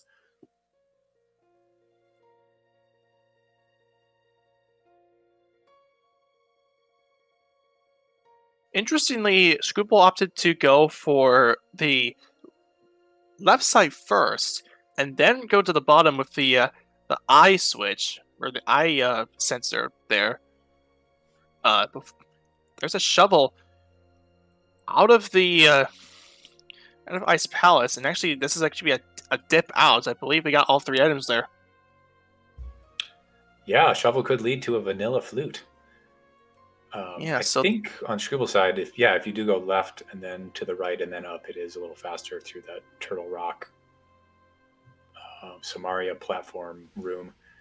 I'm not sure if it saves a huge significant amount of time though. So Teknolink gonna go and check this out now. Gonna head over to this buried item off of the dig spot.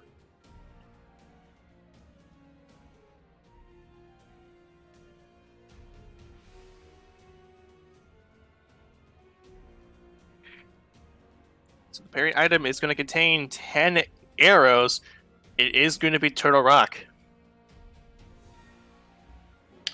Yeah, Teknolink running out of here. I think they're going to be going to Eastern Palace. I think that's really their only play left besides going into Turtle Rock. Yeah, and this is... Oh, they might be going to Swamp Palace, though. Yeah, Swamp is that was still left on the table there for Teknolink.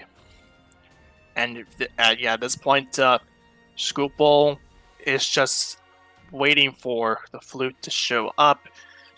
This is of course in tandem with the Ice Palace dip that could have been there, but of course didn't turn out to be anything. And we pretty much know where everything is. We pretty much know where it is. It's going to be in Turtle Rock, if not, or also Mimic Cave, because this is the same spot.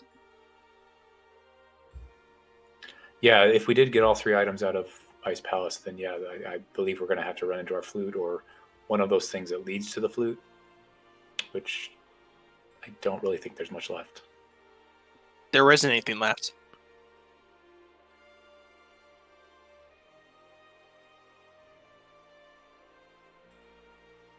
We did Eastern Palace.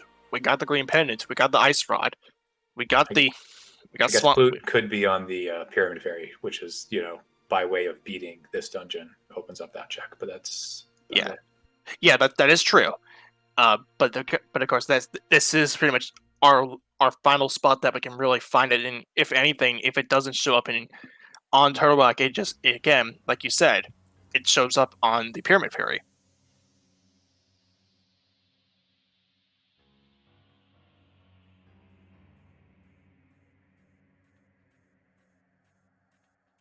And as a result of this, it's pretty much at this point we're just awaiting that flute from Abba Shkoople's side, because we pretty much know where it is. And there's the flute. There it is. 129.12, Shkoople has entered go mode, and at this point, we can pretty much safely say that Shkoople has the lead.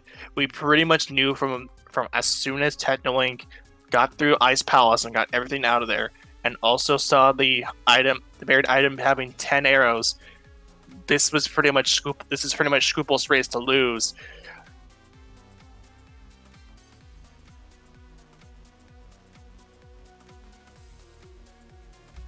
Yeah, but once again, they don't know that. And, as a runner, I'm always thinking I'm behind unless I've played just so brilliantly or made so few checks. So they're going to be probably skipping chests. They're just going to be looking for the items they actually need to beat the seed and just trying to execute as well as they can and get through the final stages of the game. Yeah, and this is pretty much everything we had said previously with how Shkoople played over Teknolink. Shkoople just being more thorough than Teknolink ended up with being spots that Teknolink being a bit more aggressive than Shkoople, and as a result, the plays that Teknolink have made just hadn't paid off. We saw this as early as the Thieves Town play, where Shkoople had stayed into Thieves Town while Teknolink only checked the first 4 checks, found the mirror off of Blind, and it continued just to be the cases of just that case where just Shkoople just being more thorough and getting rewarded as a result of it.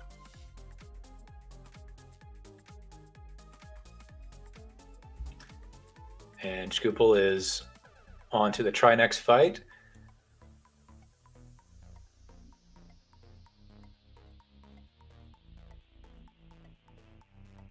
This is one of those dungeons one of those bosses that is just made infinitely better by having the tempered sword over a master sword. It only takes 5 hits on both of those fire and ice necks, and we see the main neck go down. Let's see what item Trinex drops.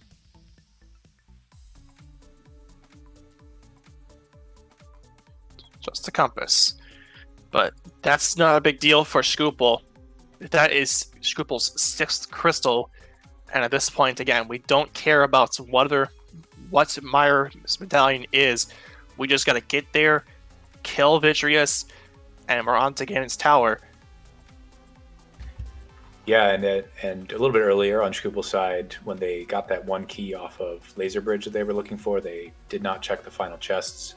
The final chest, not surprised to see that, as I was saying, they're just going to be skipping things and going as fast as they can towards the end of the game here. There's a couple of luxury items maybe we could be looking for. The silver arrows makes the Ganon fight and some of the enemies a little easier. And maybe a gold sword adds a little bit of help here, but doesn't really need that at this point because they have everything they need to beat the game right now. Half match would also be a nice a luxury item to have, just to just to get some bit more shots out of the fire rod, and also a bit more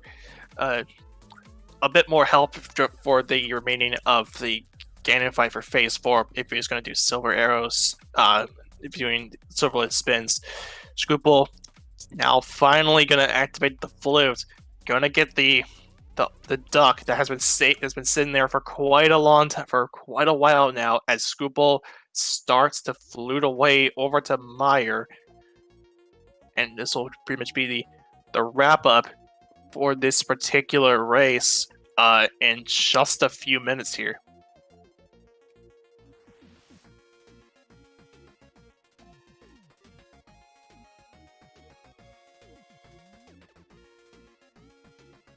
And this is pretty much a testament to the reason as to why Shkoople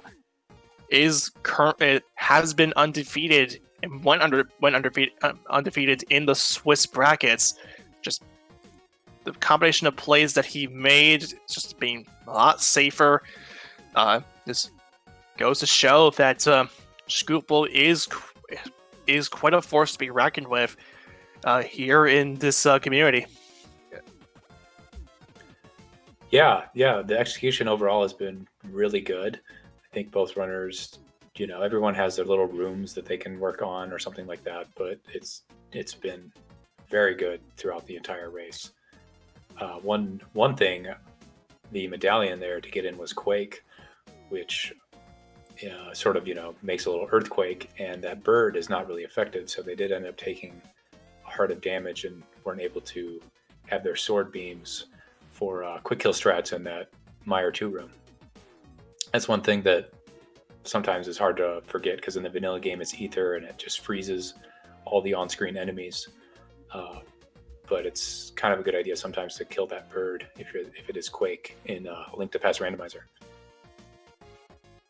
And we get a Godmire from over on Shkoople's side, and yeah, pretty much just going to keep this hype train rolling here for Shkoople on their way over towards the semifinals. At this point, it pretty much, again, this is Shkoople's race to lose.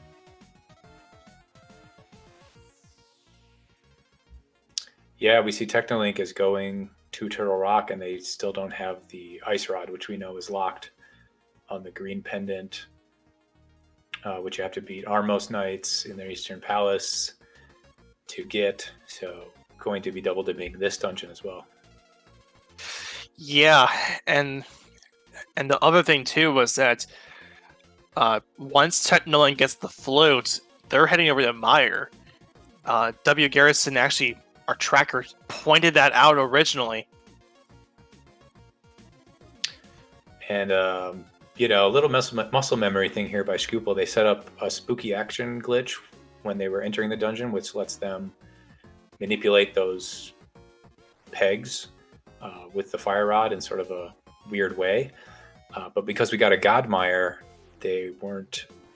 The pegs weren't changed in a different part of the dungeon, and they put the pegs up and blocked themselves out of the room and had to do it the vanilla way. Yeah. Spooky action. It has to do with how the bird somehow affects the way that the splash damage with the fire rod works. It's very, very technical, and I don't want to get into too much detail about it, because if I did, I would probably screw up some part of that particular glitch and how it works on a technical level. All right, that cape coming in handy here, and the tempered sword also will make this fight a little bit better than when you have that master sword. Killing these little eyeballs, and then kind of bring out the bow and arrow. It only takes 8 arrow shots to the big eye of Vitreous. 7, 8. There we go. And with that, Shkoople has picked up the 7th and final crystal, and we're on our way to Ganon's Tower. It's time to start up that Ganon's Tower big key guessing game. There are 21 chests and a torch, making a total of 22 checks that are in Ganon's Tower. One of them has the big key in hand, so if you guys want to put it in, the guys and girls, and anyone else of different genders or whatever you identify as, want to put in your guesses in now, go ahead. I wish I would have worded that a little bit better, but whatever. But I'm going to go and say, let's go for number 6. All right. I put my guess in chat of 15, and I don't really know where that ends up, but there's a couple different routes you can take. The strategies I've kind of heard is if you're feeling like you're even or ahead, the best way is to go to the left and get the torch and the Stallfalls room, and then go to the right and get the 6 checks on the right, because that sort of minimizes any unique routing by your opponent, because you're going to get a lot of those checks in right away. Restreamer Amber pretty much just filling in the missing blanks for me as well. Guys, girls, and everything between. Everything in between. Yeah, that would have been a lot better when I said it originally. It's all right. We know you mean well. Yeah.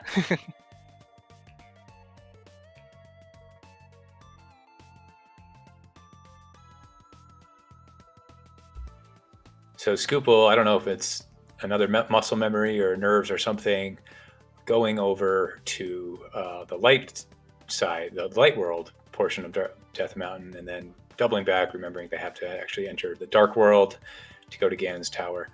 I will say, in these best of 1 races, where anything can happen, you don't know where your opponent is. It's a little unnerving in a way. All right, Shkoople starts to open up Ganon's Tower now. All guesses are going to close as soon as Shkoople enters Ganon's Tower with 21 chests of the torch, separating him from getting that big key. Here we go. Going to the left side first.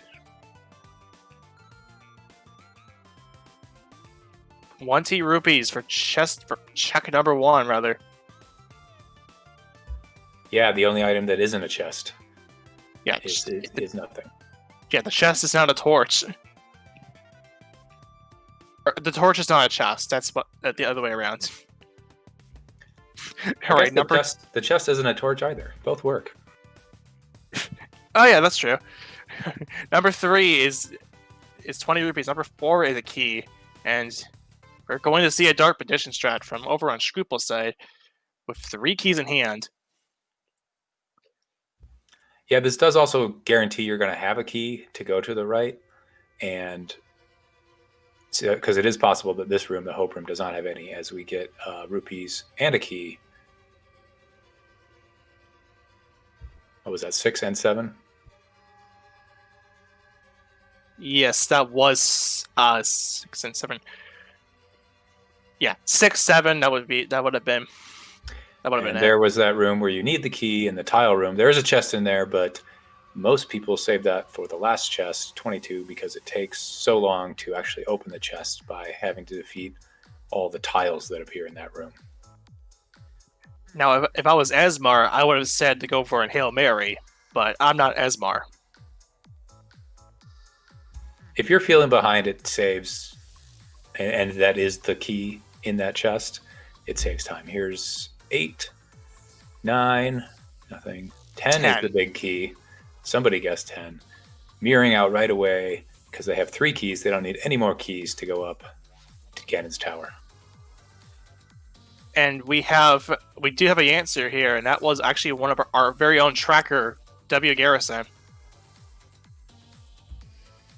I think it's great.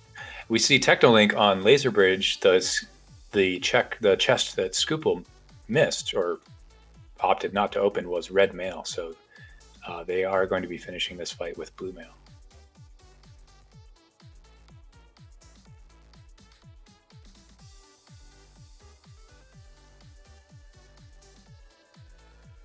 But of course, it wasn't rigged.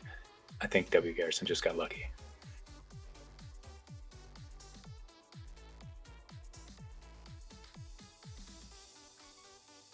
The current leaderboard standings too, with Oro leading the charge with 80 points, over by a huge landslide compared to all the others, with Larry of Light with 43, Keg in the Closet for 37, Lucano for 36, Zero Nix with also 36, Kaysen at 32, our very own Restreamer Amarith at 31 points, Dude Garcia 29, Lumaga at 29, and Irritable Penguin at 25 points, from just what Sash Brawlbot says alone, as Shkoople makes their way through the gauntlet. That was a nice snipe there in that last room, firing that arrow over there. This is a pretty good gauntlet. Yeah, this is a really well done gauntlet here for Shkoople, and on the way to Lambo 2 in the blink of an eye.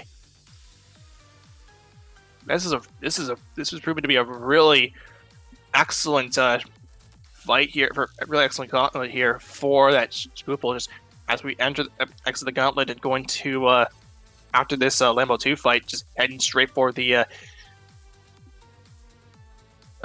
wizard rooms.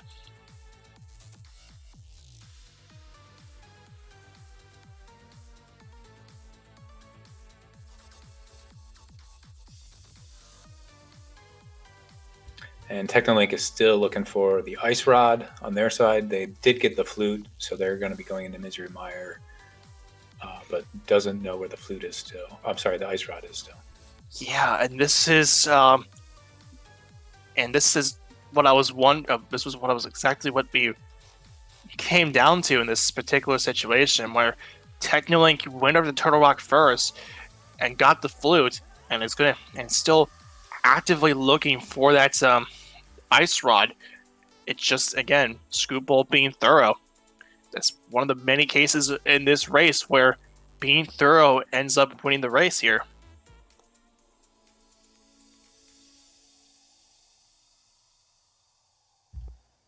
Okay, so Shkoople using the lamp in that fire bar torch room, getting a full magic refill here. I don't think they have any bottles or potions in bottles or fairies in bottles for safety, so they're just going to have to be mindful of not taking an unfortunate death or running out of magic throughout the rest of this game.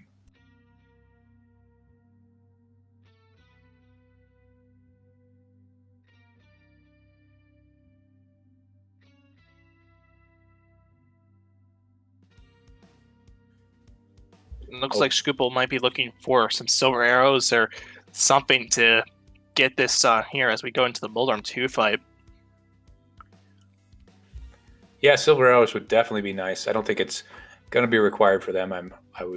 Being that they're undefeated and the number 1 seed, I would imagine they know how to do silverless Ganon, but silver arrows are just so nice to have in that Ganon. Yeah, it's always nice to have silver arrows in any situation. Shkoople takes on Moldorm 2. And looking for any signs of silver in Moldorm 2 chest. This time I actually said Moldorm 2 chest. Last time I was with you, I said the phrase that probably shouldn't be named in any restream, but it was just purely by mistake, just going by experiences from this tournament here. But I won't put them against them whatsoever. Anyway, Aga 2 fight. All right, 1 hit on that one. You can get up to 3 on each cycle here, but that's kind of hard to do every time.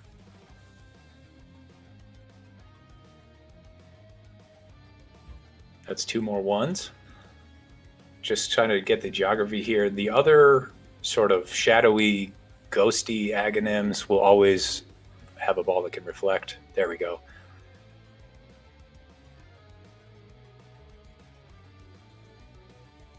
So down goes Aga 2. On to the Ganon fight for Shkoople.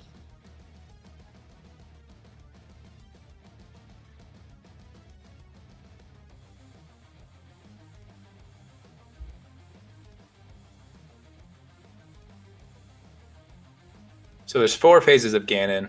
Each one's a little bit different. First of all, we got to get, I think it's 12 hits with this Tempered Sword. We can get 1 in here before this text box shows up. Oh, getting a nice tempered spin there, which is one of the ways you can get. Oh, and got it here. They did phase 1 in 1 cycle and on to phase 2 already. That's amazing. Shkoople going to pop the red potion that that they picked up. It looks like they probably picked it up from previously when they were doing the potion camera unlock. Gets the hit onto Ganon before teleporting away after doing the fire badge attack. Okay, that's good that they knew they had that, and they got the 1 cycle phase 2, which is great. On to phase 3 here, where some of the tiles drop, and if you fall down there, you're going to have to restart the fight all over again. Again, this is Shkoople's race to lose, so we don't have to worry about it too. The silver arrows ended up being in the dark world. More likely than not, that being the pyramid fairy, because we did see Myers shed and it wasn't there. I also think I believe also Checkerboard Cave was there as well, but I think we saw that previously. Yeah, Teknolink did the Misery Mire checks and didn't get anything out of that area, so it would almost have to be on the Pyramid Fairy. So here's where the silvers would be coming in handy, but without silvers, you can do the silver strats and sort of hit Ganon as he's teleporting, as he begins his teleport. Yeah, so it's more like it is, without a shadow of a doubt, going to be on that Pyramid Fairy, because after that logic being added together here.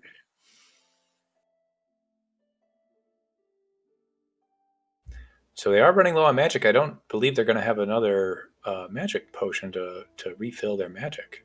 No, they bought red potions, but not blue potions.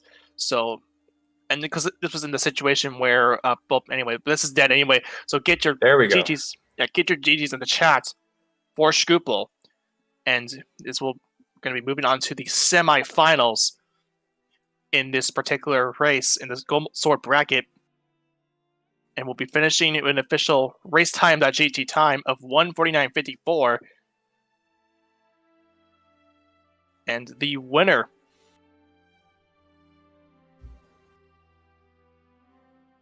of this bracket will go on to face the winner of Omega Toys versus Ricky of Kokiri in the semifinals. Yeah, and you can actually catch that matchup right here on the Go Mode Podcast Twitch channel at 6 o'clock Eastern. So we'll have to ask Shkoople if they're going to be watching that to sort of scout their opponent.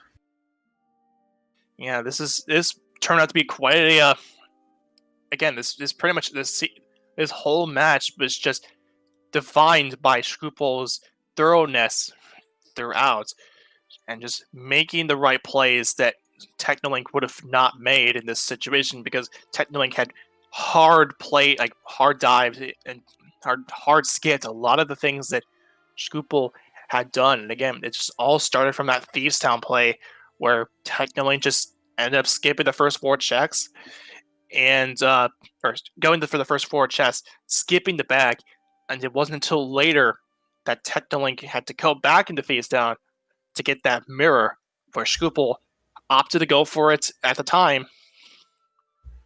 Yeah, and that just ended up being the right play in this seed. You know, sometimes it doesn't work out, and sometimes it does. And as we see Teknolink still looking for that, I have to imagine they now know that the ice rod is somewhere in Eastern Palace or locked behind that green crystal. They must know that by now.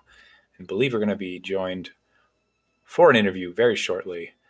Here we go. And Shkoople joining us on the broadcast. Congratulations, Shkoople, on your round 2 victory. Thank you. Congratulations, Shkoople. So we were talking about this all over today, and it was just because the whole reason that that victory was put out was just the thoroughness that you and Shareen had put out throughout, which also Shareen is here at JJ. But it really just started from that Thieves Town play. So Teknolink opted to check out to leave the first after the first 4 checks, while you just decided to head over all the way to the back, not caring whether or not the big chest had anything or not, which didn't have it, which only was a dungeon item. So they turned out in the end.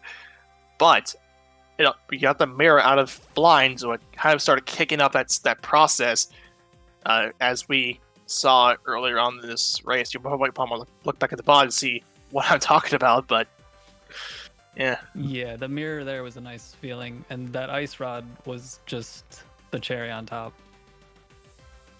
That was in a weird spot, and we were debating on going to ice a little bit. I was anyway, but Shareen pushed towards Eastern, and it definitely paid. Yeah, there was a little bit of double dipping on Teknolink's side that you ended up not doing with at least 3 of the dungeons. I know they went to Skull Woods and checked the front, and so you were very efficient for this seed, especially finding that fire rod early and being able to beat Landmolus on your first trip to Desert Palace. Yeah, that was a little bit of a scary fight because I couldn't miss a shot basically, but it paid off. That was fun. Hunting for all the small magics in desert. Yeah. Yeah, I know bombs can kill Landmolus, but I've tried it a couple times myself, and it's not very efficient.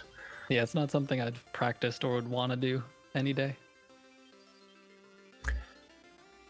So one thought that we kind of, in retrospect looked back and said that was brilliant was when you did go into Swamp Palace, which ended up only having a sword for you, but you decided to skip Left Side Swamp.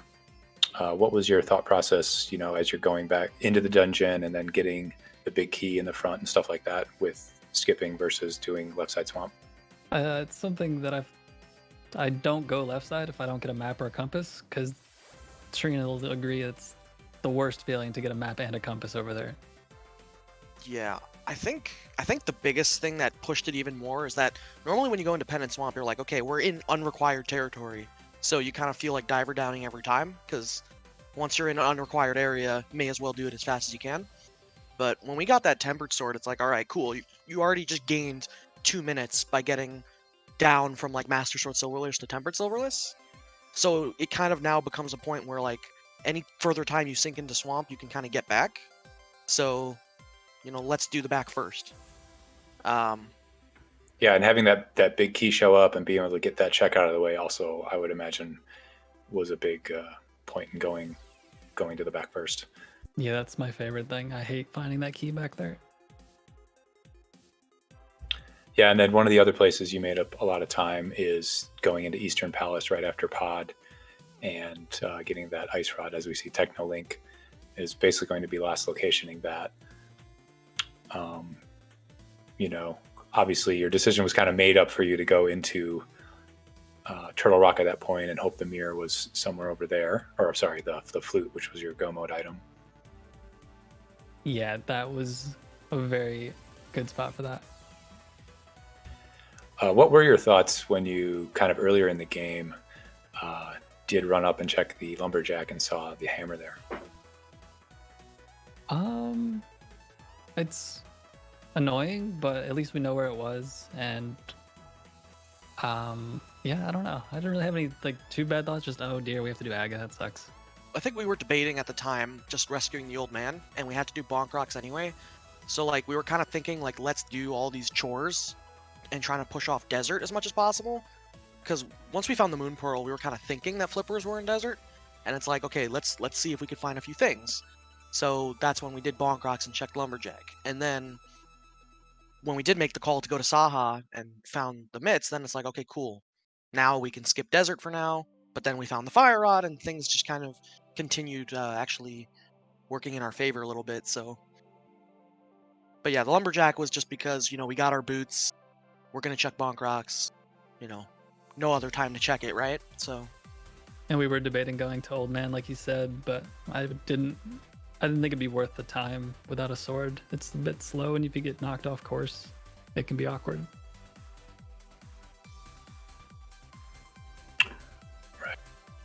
Right. So you are going to be playing in the semifinals, which is going to be best of 3. And you do not know your opponent yet because they have not played yet. They're playing later today on our Twitch channel here.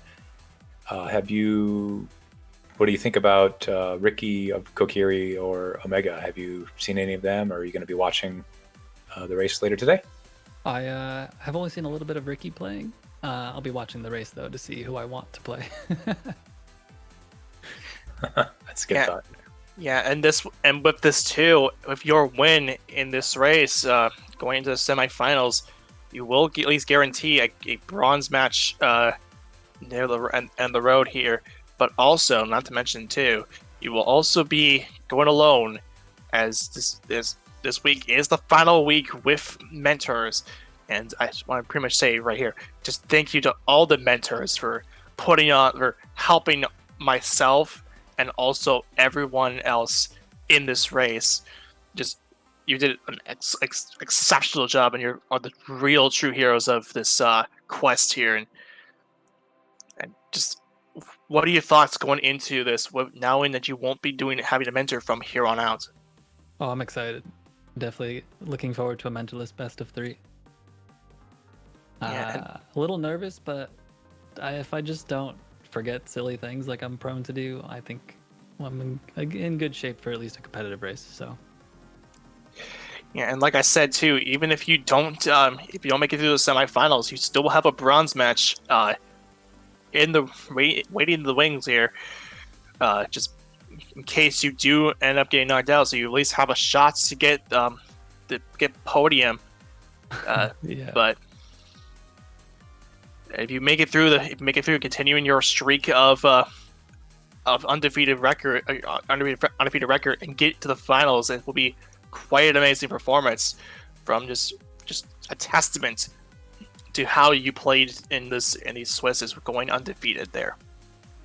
Yeah, and I'm excited. If I win or lose next week, I get a rematch of one of my 2 prior matches, which will be super fun to do in a best of 3 with either Floyd or Krithel. Yeah, I mean, anybody who's winning and losing any of those potential matchups in the semis and the finals or the bronze is going to be great matchups to watch. So I'll definitely be watching all those races. Yeah, even though I personally haven't made it, I didn't make it. I stopped in the quarterfinals at the Master Sword bracket. I'm still very happy with what I accomplished throughout, and just this tournament was it's great to have been back to this tournament, back just after a year's worth of just preparation and such. So Teknolink opts to pretty much say, let's just do it. Let's just get it out of the way. We're gonna kill ice. We're gonna go through Ice Palace. We're gonna pull the pedestal. This is a typical Teknolink thing that I've seen before, and this has happened a lot in the daily races as well. This is something that he will always do. He knows that he lost. He may as well start pulling the pedestal right now. Well, when you have 0 arrows, 10 arrows is going to be a welcome addition to your equipment. That is true. Yeah. Oh, we forgot to mention that the $500 the 500 rupee shot at the end of the game. Well, to be fair, that we didn't really need to do that. So we did, because we have the oversight knowledge of both your seeds, Shkoople. We do know that the silvers were most likely or definitely in the Pyramid Fairy, so they were vanilla.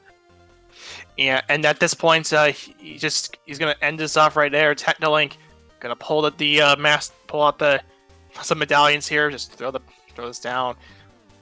That's Teknolink saying, "Yeah, that's it. I know I lost. I'm gonna just throw the towel here. Pretty much end my race here. Gonna take a forfeit here. Get an interview." And, nothing for Teknolink to be hanging their head about. They did very well. Just a little bit of routing divergence, as we are welcomed by Teknolink and Walther into the chat. Hey, GG's Teknolink. GG. Yo, GG's. GG. Yeah, and this is something that we've been talking about with Shkoople too. It really just came down to how they ended up routing pretty much the seed here. The Ice Rod happened to show up on the green pendant at all this time, and something that was actively avoided. It's how it is. Yep. Sometimes you win, sometimes you lose, and we felt like Swamp Palace had 6 items, Ice Palace had 3 items as well. We figured that the hammer led us to either one of those dungeons, and well, it didn't. Yeah, when we went back for pod, we kind of talked about it, and we were like, if we don't do Eastern now, we're just gonna save it for last and just commit to that. That's that makes sense. It's just a matter of sometimes item density and stuff like that, which you chose to do. Both of you went into Swamp also, I think, because that had 6 items.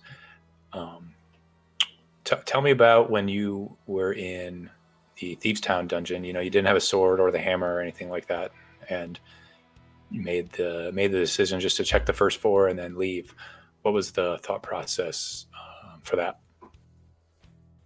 It was, I believe, if I recall correctly, we were like, yeah, let's just check the first 4. We have enough checks remaining in Dark World, so there's no point in going in there right now. We could have, but we wanted to save it for the hammer because we knew where the hammer was. So we wanted to do that once we had the hammer, so we didn't have the risk of there being an item in the big chest or the big chest. Yeah, it was like very likely that you would have to do part of the Dark World loop no matter what in terms of AGA access. We were hoping to be able to do AGA quite quickly. It's a little bit unfortunate how late those swords were, because we were like prepared to just head in there right away without a lamp if we could. Yeah, that was one of the things about the seed. We knew where that hammer was, but we still didn't know where the swords or the cape were to get into Aga Tower, and they were very, very hidden, and then all in the same place. That was kind of amusing to us to watch. It wasn't amusing to us. Let's put it mildly. I guess amusing in the sense that they were all right together instead of. Yeah. It was not very amusing to watch you struggle in the early part of the game, or not really struggle, but do the low percentage boss kills and things like that. I think we definitely got a bit of a laugh though when we saw both swords and a cape together in one place. Yeah, well, I guess.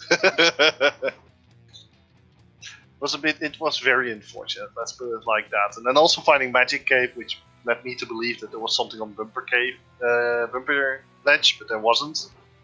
That made me very sad. But yeah, it's I'm pretty sure that we went for some plays that felt like had the most chance of having the Ice Rod or the progression item. Knowing that it is an Eastern green pendant feels very, very, very unfortunate. But then again, Rando's gonna Rando. Yeah, Rando is gonna Rando. That's pretty much if you're gonna lose in this situation and get knocked out, pretty much you gotta stay right there. Rando's gonna Rando. But yeah, as you said, as I mentioned too, Teknolink is gonna be ending this run through the Goma Podcast Manager Tournament 2020 here in the Gold Sword bracket in the quarterfinals. A spectacular job for Teknolink as well, and I'll say this for myself as well. Even though I personally got knocked out of the quarterfinals, but I'm still happy about it, what the results I got. But you should be really happy about your results too, Teknolink, and I hope to see you preferably in daily races. But you're a frequent there. But head pulls the better. Yep, and hope to see the best in your future races. Thank you very much. Yeah, I'm also very happy with the progression that I've made, courtesy, of course, of my mentor, Walter, for. Because there have been some things that have been very useful, some things that have been useful. In general, I feel like this tournament has definitely made me a stronger player. That's for certain. Yeah, I could say that same thing to myself as well. It makes me feel like a stronger player in my own sense. And I'm hoping to make a run for the main tournament once that comes around, once qualifier starts opening up. Yeah, exactly. I'm also hoping that I'll be able to, at the very least, get into the brackets. That would be very nice as a pretty big progression for myself as well. And again, thanks, Walter. Of course, thanks everyone for hosting this tournament, because it has definitely been very educational and also a lot of fun. Being able to do it like this. Yeah, GG's, dude. You had a good run. I will echo that as well. It's been fun. I've been educated as well. It's been great. Shkoople, do you have any shout out to anything before we sign off? Shout out to all the vendors who helped me along the way. It's been a lot of fun. I learned a lot. And GG to Teknolink. GG. So with that concludes this particular restream of Shkoople and Shareen versus Teknolink and WaltherIV. Of course, Shkoople is awaiting the results of Omega Toisk and Ricky of Kakiri, which we will be seeing very soon, and about 3 hours from now, about like more so like 2 hours and 40 minutes. But yeah, because at 6 o'clock, the Omega Toys versus Ricky of Kokiri is going to be live here on the Go Mode Podcast Twitch page. So if you want to follow all of our runners, please do so. Also follow our mentors. Our tracker was none other than wgarrison. Give him a follow. Our Restreamer Amarith, give them a follow as well. And of course, I'm Professor Rando, and my co-com, fredAKAderf. Give us a follow as well. I am glad that we have made it here. Until next time, just stay safe and just have a good rest of your day.